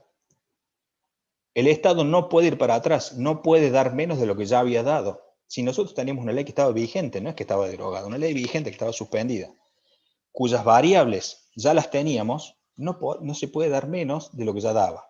Esa es la lógica jurídica para decir que esta norma está mal. Estas movilidades por decreto estuvieron mal y trajeron aparejadas consecuencias. Bueno, llegamos a 2000, bueno, aquí llegamos en marzo. ¿Qué pasó en marzo? Una distorsión. Y acá yo les presento el otro problema que tiene el sector especial.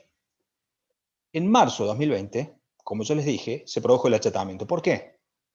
Porque las jubilaciones más altas subieron, fíjense, en rojo señalado abajo. El haber máximo subió 3,76%. Pero los universitarios en marzo subieron el 30%. ¿Qué quiere decir esto? Que si yo antes tenía un docente que iba en una línea de jubilación que estaba por debajo del tope, en marzo de 2020 yo quedé atrapado dentro del tope, porque mi jubilación subió el 30% y el tope subió solo el 3%. Entonces quedé alcanzado por el tope. ¿Recuerdan lo que pasó con el impuesto a las ganancias en su momento? Que las escalas se mantenían y que más gente quedaba atrapada dentro del tributo. Acá sucedió exactamente lo mismo. Si a vos te aumenta el tope por debajo y la jubilación te aumenta por arriba, en algún momento quedas alcanzado por el tope cuando nunca lo estuviste. Este es el problema que se ha generado con las distorsiones. Y fíjense las distintas variables, cómo han evolucionado todos de manera diferente. Entonces, esto genera las distorsiones que vemos hoy. Aquí tenemos un cuadro donde se ve con claridad cuánto cobraron las distintas movilidades a lo largo del año 2020, y en azul está cuánto deberían haber cobrado. ¿Sí? Eso de cuánto debieron haber cobrado y cuánto cobraron es lo que se está analizando hoy. Y acá tenemos, a ver, el tema del día, el monotributo. ¿Qué pasa con el monotributo? El monotributo estaba anclado en las escalas a la movilidad del haber mínimo. Como el haber mínimo se mueve por la ley general y la ley general estaba suspendida, la AFIP no sabía qué hacer. Entonces se demoró todos estos 6 meses primero para que le digan cómo tiene que hacerlo, y le pagó, y se dijo que debía aumentar el monotributo en sus escalas con el 35,3% correspondiente a la jubilación mínima. Pero en realidad debía evolucionar en todo caso con el 42,03%. Bueno, esas son las distorsiones que se van acumulando. Fíjense que la distorsión en el régimen de movilidad no impacta solo en la movilidad de las jubilaciones, no impacta solo en el haber de los pobres jubilados de la mínima, impacta también en los regímenes especiales e impacta también en el impuesto a las ganancias por la deducción especial para jubilados que está tasada en 8 haberes mínimos.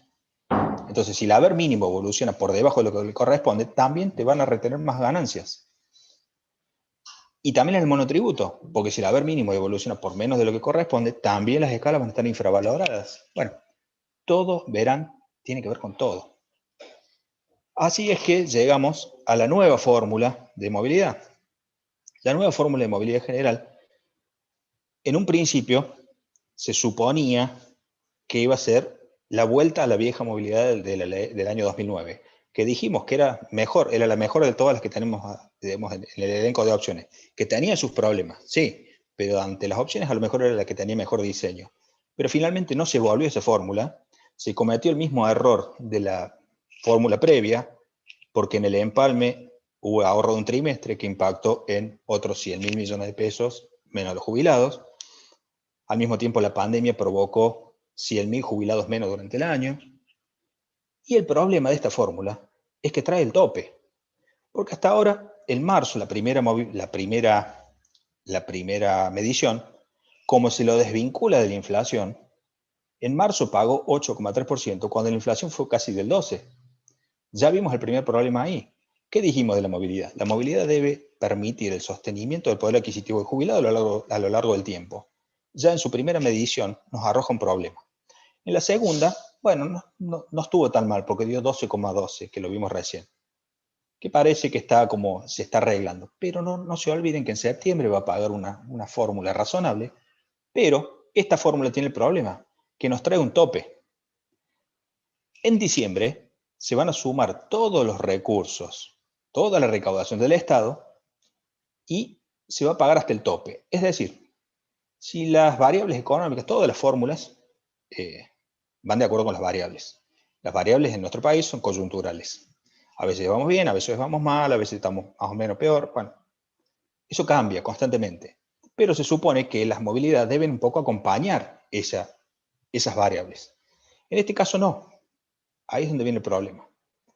Cuando al Estado le vaya bien, se le pone un tope a los jubilados.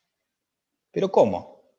La ley que permitió esta nueva fórmula no decía que los jubilados deben participar de la riqueza de la nación. ¿No lo vimos recién? ¿Y por qué le ponemos un tope? Bueno, ahí tenemos los problemas. Seguimos con problemas y repetimos viejos errores. En el empalme de esta fórmula se ahorra un trimestre. Se pone un tope a los jubilados y en diciembre vamos a ver, en diciembre de este año vamos a ver cuál es ese problema. Como para ya ir cerrando, todavía nos faltan algunas filminas, pero yo sé que es largo, pero veo que no se baja el número de participantes, quiere decir que la atención está bien. ¿Qué pasó entonces con los valores de referencia? El haber jubilatorio máximo es lo que aquí nos importa. Los jubilados de los regímenes especiales normalmente van a estar en jubilaciones que están cerca o incluso por encima del haber máximo. ¿Sí? Se supone que un docente titular ya está en el haber jubilatorio máximo, ¿sí? Sobre todo si tiene 50 horas o si tiene alguna adicional, las autoridades universitarias, los que tienen simultaneidad con otro régimen, seguramente están en ese rango. Pero ¿qué pasa con el tope? Bueno, el tope hoy está en 155.000 pesos, pero fíjense las distorsiones. 155.000 pesos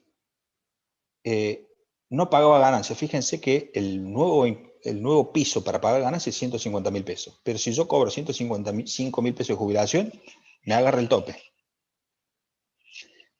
Pero no es solo ese problema. El problema es que la deducción especial está en 184.000 pesos, que equivale a 8 mínimas. Pero esas 8 mínimas no se aplican si yo tengo dos ingresos. Si tengo una jubilación y una pensión modesta, pero que entre las dos suman 155.000 pesos, quedo topeado. Pero no solo quedo topeado, como tengo un segundo ingreso, no me aplica esa deducción especial, porque ese segundo ingreso es superior a los 167.000 pesos anuales. Entonces, con 155.000 pesos, un jubilado no paga, pero si tiene jubilación y pensión por el mismo monto, va a pagar ganancia. Un despropósito. ¿Por qué? Por las distorsiones que trae esta ecuación. Y como para que lo veamos más claro, acá es donde nos va a cerrar todo el problema. Dijimos que en el año, que Badaro reconoció en el año 2000, que entre el 2002 y el 2006, un 88% de aumento que debía darse. Claro, eso es para que vaya a juicio. El Estado, como el Congreso no dio la movilidad, saca en el año 2009, a consecuencia de Badaro, la nueva fórmula de movilidad. ¿Qué hace la jubilación? ¿Qué hace la ley? Todas las variables de referencia, la PBU, el haber jubilatorio máximo, el haber jubilatorio mínimo, ¿qué es lo que hace? Trae el valor de diciembre de 2001, lo pondera por las movilidades por decreto general que hubo y lo pone al pago a partir de ahí con fórmula de movilidad. Claro, entre comillas, se comió los 88% de Badaro. Claro, a eso hay que descontarle las movilidades generales por decreto, entonces hay un 60% aproximadamente que no incluyó la nueva fórmula. Entonces, en el 2009, cuando nace la fórmula de movilidad, el haber jubilatorio máximo, la PBU, el haber jubilatorio mínimo, ya nacen confiscados, porque omitieron traer de 2002 a 2009 esa actualización que Badaro ya reconocía. Entonces, si nosotros traemos la serie hasta acá, tenemos el periodo 2002 a 2006, con un ajuste, el empalme de 2018 con un ajuste, y el empalme de y todo 2020 con ajuste, y ahora el empalme de 2021. Si nosotros trasladamos eso hasta hoy, encontramos con que el haber máximo está infravalorado, la base imponible máxima está infravalorada, y ahí lo vemos en este cuadro. En distintos escenarios litigiosos, ustedes ven acá cómo cómo se puede hacer. El haber jubilatorio máximo hoy es 155.000 pesos, pero cuando se impone el haber jubilatorio máximo, representaba en el año 94 el 82% de la base imponible máxima. Pero la base imponible máxima hoy es de 252.000 pesos, es decir, que la relación hoy es del 60%, no del 82%. Entonces ya de por sí, eso nos muestra las distorsiones que hubo en el medio.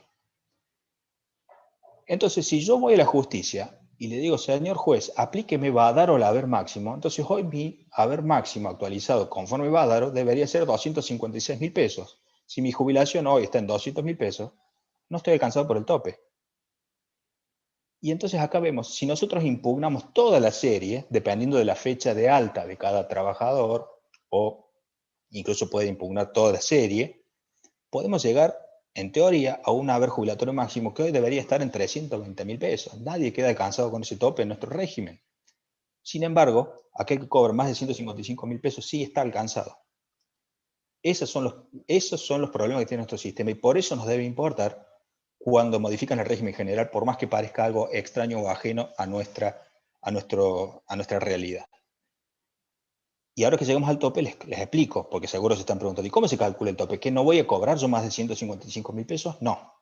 El tope se aplica en 155.000 pesos para el régimen general.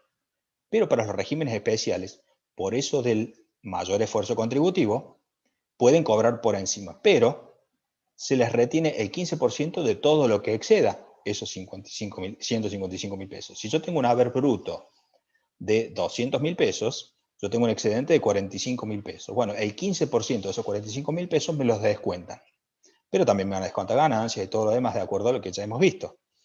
Entonces, si una persona quisiera cobrar el haber que realmente le corresponde, tiene que ir sí o sí a un escenario litigioso, porque si no, cada vez está cobrando menos, porque la evolución que ya hemos visto ha sido distorsionada. Y las distintas fórmulas no solo no han mejorado, sino que han empeorado la situación previa. Es así que llegamos como a la conclusión de todo esto. Para que ya no se haga más extenso, lo voy a cerrar aquí. Hay un par de filminas más, pero la conclusión está acá. Hemos visto los requisitos de los distintos sistemas. Estos ya más o menos los conocían. Hemos visto que hay que interiorizarse y hay que consultar muy bien antes de jubilarse. Pero también hemos visto que existe una incidencia, ya sea directa o indirecta, de las reformas que se hagan en el régimen general en los regímenes especiales. Por la fórmula de movilidad general, se movilizan los haberes de los investigadores y las simultaneidades del régimen de universitarios. Al mismo tiempo, el régimen docente perdió la posibilidad de comparar marzo con septiembre, y en lo que a muchos les interesa, la movilidad general incide de manera indirecta en todos los regímenes especiales a través de los topes, a través del impuesto a las ganancias, a través de la acumulación de los beneficios, ¿sí? Y entonces por eso resulta muy enojoso que con una jubilación de 70.000 pesos y una jubilación de 85.000 pesos y una pensión de 65.000, nos apliquen tope e impuesto a las ganancias, por ejemplo. Son jubilaciones de rango medio, no son privilegiados como muchas veces se presentan. Esa es la problemática que afecta al sistema universitario nacional. Yo la verdad que creo que se va haciendo hora de cerrar. Yo no sé si quieren que sigamos, les dejo al coordinador que nos indique si abrimos preguntas o avanzamos un poquito más. Aníbal, Sí. hay una serie de preguntas que yo te mandé por WhatsApp de algunos... Claro, estoy viendo la filmina, no he visto el chat. Si querés, me las lees y lo vamos respondiendo. Bueno, yo te las voy leyendo. La primera es, soy jubilado provincial, ¿podría acceder a la jubilación nacional? ¿Qué debería hacer si es posible? Bueno, Primero, sí. ¿es posible transformar una jubilación provincial a una nacional? Sí, pero solo va a ser posible siempre y cuando el principio de caja otorgante que ya expliqué nos lo permita. Claro. Y bueno, hay que analizar muchas variables. Hay una situación en la provincia de Santa Cruz, porque la caja provincial no está armonizada con la nación. Claro, comprendo. Muchos docentes universitarios son a su vez docentes de enseñanza media, Claro. o de enseñanza primaria. Entonces, se jubilan, tienen una jubilación a los 50 años, se jubilan en la caja provincial y pueden seguir como docentes universitarios se les permite solamente un cargo de dedicación parcial, o sea, no se les permite la dedicación completa. Claro, sí tiene una compatibilidad limitada en Santa Cruz. Exactamente. Bueno, Sí, sí, segunda conozco. pregunta. Conforme a lo explicado, yo soy docente y no docente de la UPA. ¿Se aplica el régimen general? Claro, en ese caso vos te vas a aplicar, vas a tener simultaneidad entre los dos regímenes, entre el régimen general y el régimen especial, siempre y cuando tengas hasta 20 horas como docente universitario. Si supera las 20 horas como docente universitario, ¿cómo sería? Bien, en ese caso ANSES está obligado a calcularte la jubilación de las dos formas. Claro. Una, sobre las 30 horas, por ejemplo, de nivel universitario, solo con ley 26508, dejando de lado todo lo que es no docente. Y la otra forma es calcular las dos líneas de servicio bajo el régimen general. Hace los dos cálculos y te paga la mayor. Evidentemente, esa forma de calcular vulnera lo que ustedes aprendieron hoy, los principios de proporcionalidad y sustitutividad. Eso termina ineludiblemente en un litigio. Pero mientras tanto, el haber jubilatorio que se paga de inicio es bajo. Bueno, acá hay otra pregunta de Claudio. Dice, soy jubilado en la provincia de Santa Cruz, desde mi inicio trabajé en la provincia y en la universidad. Hasta 1997 los dos trabajos eran provincia. Luego la universidad pasó a la nación, tengo aportes nacionales previos, con la actualidad tengo 36 años de aportes nacionales y ya estoy jubilado en la provincia. ¿Se podrá reclamar por los 36 años de aporte cuando llegue a los 60 años y me corresponde renunciar o jubilarme por nación en las dedicaciones simples como adicional a la jubilación del cargo otorgante? Debo retirarme, pero me interesa la grabación. Bueno, ahí sigue. Claro, sí, como decía, en principio sí hay que analizar, probablemente convenga jubilarse por nación. A ver, hay un prejuicio que viene de arrastre hace muchos años, que siempre es preferible jubilarse por las cajas provinciales. Eso es parcialmente cierto, pero en los últimos años se ha revertido la ecuación. Las provincias con caja propia han ido hacia la armonización, es decir, han bajado sus requisitos, sus haberes, y al mismo tiempo la nación ha ido instaurando a partir del 2005 estos regímenes especiales que hemos visto hoy. Entonces, en los últimos 20 años la ecuación se ha invertido. El único sector al que por defecto le conviene jubilarse en nación es el sector docente, en cualquiera de sus niveles. Eso ténganlo presente. Entonces, el prejuicio lo perdamos. Hagamos la consulta, no a todos caso concreto, pero si uno tuviera que hacer una generalidad, eso ocurre. Pasa lo mismo en la provincia de Santa Fe, en la provincia de Córdoba, en la provincia de Buenos Aires, todas las que tienen caja propia, que hace 20 o 30 años atrás era mala palabra decir que se jubilaba por ANSES, hoy al docente le conviene jubilarse por ANSES, más aún cuando tiene dos líneas de servicio completa, porque puede calificar para la simultaneidad entre los dos regímenes, que sería el mayor haber posible en estos casos. Hay una cuestión muy importante, un consejo práctico. Que todos aquellos docentes que tengan pensado jubilarse porque llegan a la edad, es importante que vayan a ANSES y pidan la sábana de los aportes. Digamos, porque muchas veces nos ha pasado que venían, decir, yo trabajé en el Hospital Nacional de Formosa, después me vine con un cargo en la universidad a vivir a Santa Cruz. Bueno, es muy importante por esta situación, porque el Estado Nacional está en toda la nación, en un montón de instituciones, es muy importante a la hora de computar los años que periódicamente vayan a ANSES y pidan la sábana de los aportes, porque probablemente haya que pedir un reconocimiento de servicios que se hayan dado con anterioridad a la creación de la ANSES, y que eso por ahí siempre es engorroso. No siempre pasa que falten, pero es siempre importante controlar. Sobre todo porque en la Patagonia es una región donde mucha gente tiene una historia laboral en otro lado y después se va por una oportunidad laboral de la Patagonia. Entonces, y como la ANSES que unificó todo el sistema en el 91, muchas veces hay historias laborales del Estado Nacional previas a ese año que no han sido cargadas en la ANSES. Esto lo tiro como que con la asesoría del sindicato siempre llegan estos problemas, ¿no? Después una pregunta más. Es que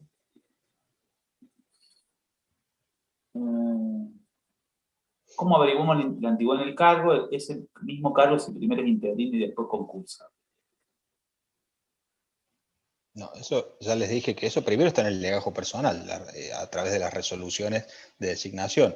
Pero en segundo término ya les expliqué que no incide el carácter ordinario o interino. Lo que incide es la jerarquía y la dedicación. Para aquel que no lo tenga claro, jerarquía es profesor JTP, asistente, asociado, adjunto y titular, y la dedicación simple, semi o exclusiva. Dice, bueno, acá hay una compañera, dice, si al momento de jubilarme con 60 años solo tengo 16 años en la universidad y el resto en el ámbito privado, ¿califico para el régimen especial que requiere 25 años de servicio? Y no, en la pregunta está la respuesta. Si no tengo los 25 años de servicios requeridos, como se trata de un régimen especial, no califica. Entonces, en esos casos, ¿qué sucede? ANSES los computa como servicios comunes. Exactamente. Bueno, al ser jubilada provincial, la retención de la universidad según la ANSES debe declararse con carácter de jubilada y la retención es distinta y debe ser menor. Pero la universidad no lo declara, con lo cual no se inscribe y tenemos mayores retenciones. ¿Esto se puede reclamar? No entiendo lo que... Yo creo que sé dónde apunta. En realidad lo que sucede es que muchas universidades liquidan mal los salarios de los docentes que ya están jubilados. ¿Por qué? Muchas veces se pueden jubilar por el régimen general y seguir en la universidad, porque existe, como ya vimos, compatibilidad entre el ejercicio de la docencia universitaria con la jubilación, sea nacional o provincial. En el caso de la provincial es compatibilidad limitada, pero en esos casos, normalmente el empleador lo que hace mal es ponerlo como jubilado, le quita la antigüedad, se la baja a cero y le paga la antigüedad desde cero.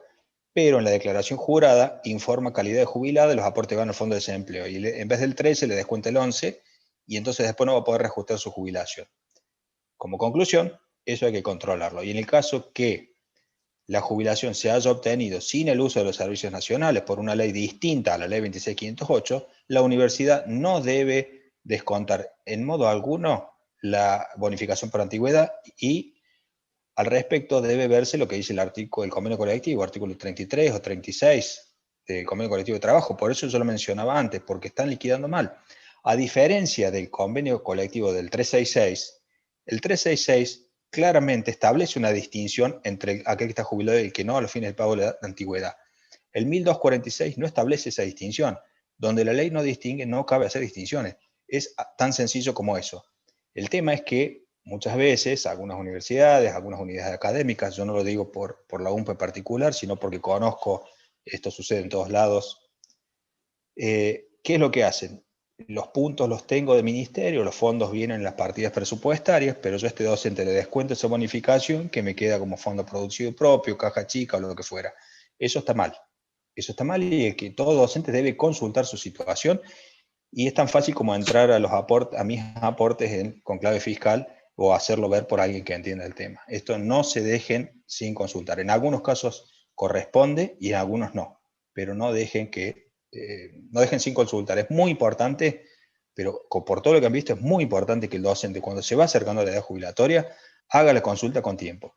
Si viene con 69 años y la intimación en la mano, ya no tiene margen de maniobra para obtener un haber jubilatorio mayor. La idea de todas estas charlas, la idea del sindicato en convocarlos aquí es para que ustedes entiendan la complejidad y que tienen un margen de maniobra para obtener un haber jubilatorio mayor. En algunos casos se podrá, en otros no, pero en el caso que lo pueda, si se perdió la oportunidad, eso ya es irremediable. Ahí están pidiendo tus datos, ahí lo compartimos en el chat, tu teléfono y tu mail. Genial. Seguramente van a haber muchas consultas de los compañeros. Bueno, creo que más o menos, si hay alguien que tiene una pregunta, me parece que hemos disfrutado bastante la charla. Yo incluso me he puesto al día con algunas cosas. Yo soy medio enemigo de las fórmulas, de cálculo, entonces Bueno, ahí está el problema, ahí está el problema. Vos sabés Claro. que todos somos un poco reacios a sentarnos a hacer estas cuestiones, incluso la gente que le gustan los números, por ahí sentarse a ver los recibos de sueldo, controlar, hacer los cálculos, es difícil, pero es muy A ver, importante. hay Como lo han una, visto, muy importante. Astiroz dice, nos pide mi pregunta, a ver, para que nos quede una pregunta, por ahí me la salté yo. Ya me fijé en la sábana del ANSES, eso, ¿Cuál es la pregunta? ¿no? A ver, No sé cuál es la pregunta. lo estamos buscando. Ya me fijé en la sábana del ANSES, esa creo que es. Juan, ¿me A ver, escuchás? decila vos, porque no la tengo. Yo Yo me me fijé en fijé la en sala las. 6, no hay nada anterior al 94, yo tengo aportes desde 1979 hasta 1996, que era un poco lo que yo había contado. Claro, bueno. Bueno, esos aportes, ustedes no se olviden que ANSES nace en el 94, antes era lo que era Caja de Comercio e Industria, y después los sistemas nunca se compaginaron, entonces es posible que los aportes estén, en algunos casos los trabajadores están registrados con una cédula federal, ¿se acuerdan? Antes del DNI uno podía tener cédula federal o cédula de la Policía Provincial, a veces los aportes están registrados con un documento extranjero para aquellos que vinieron del exterior, o con un quit de un empleador que no corresponde, porque antes el quit era distinto. Entonces, muy probablemente están. Y para el caso que no están, bueno, para eso están las certificaciones de servicio de la universidad. La universidad tiene sus legajos y ANSES, cuando encuentra discrepancias entre lo que informa la universidad y lo que tiene en sus sistemas, hace una verificación in situ en la universidad o en cualquier empleador, por el caso de eso se trata. Entonces también es importante aclarar, porque muchas veces nos ha sucedido, también hay casos La compañera habla, donde, dice que trabajó en la UBA. Entonces se tiene que dirigir a la UBA y pedir claro, la a la UBA, certificación de servicio de la UBA de ese periodo exactamente, y después hacer la denuncia de esos periodos ante la ANSES. Ha habido exactamente. casos, yo asesoré a una compañera que había trabajado en un hospital nacional del ejército, creo que en Misiones, no recuerdo bien ahora, y ella, el hospital le emitió una certificación de servicio previo al 94, se la acompañó el ANSES reconoció los aportes. Sí, sí, O sea, no está así es. perdido eso. Hay que hacer el trámite, digamos, no hay que...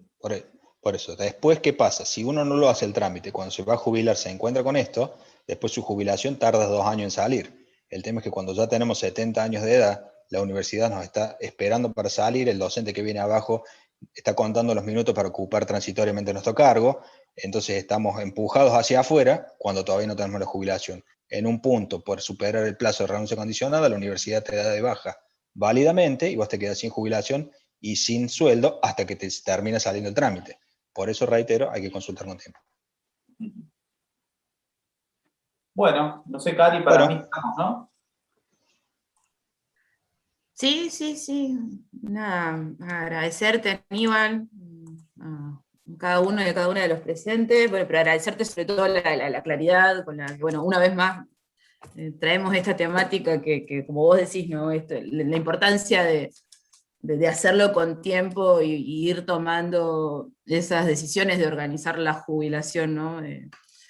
Para la docencia universitaria. Nada, yo no tengo más que decir, para mí cada encuentro de estos siempre es aprender un poco más, sobre todo cuestiones que por ahí en el trabajo sindical cotidiano no atendemos, ¿no? Porque ante los casos de la jubilación generalmente interviene Juan, en nuestro caso, ¿no? Particular, o han intervenido otros letrados en otro caso. Así que nada, agradecerte.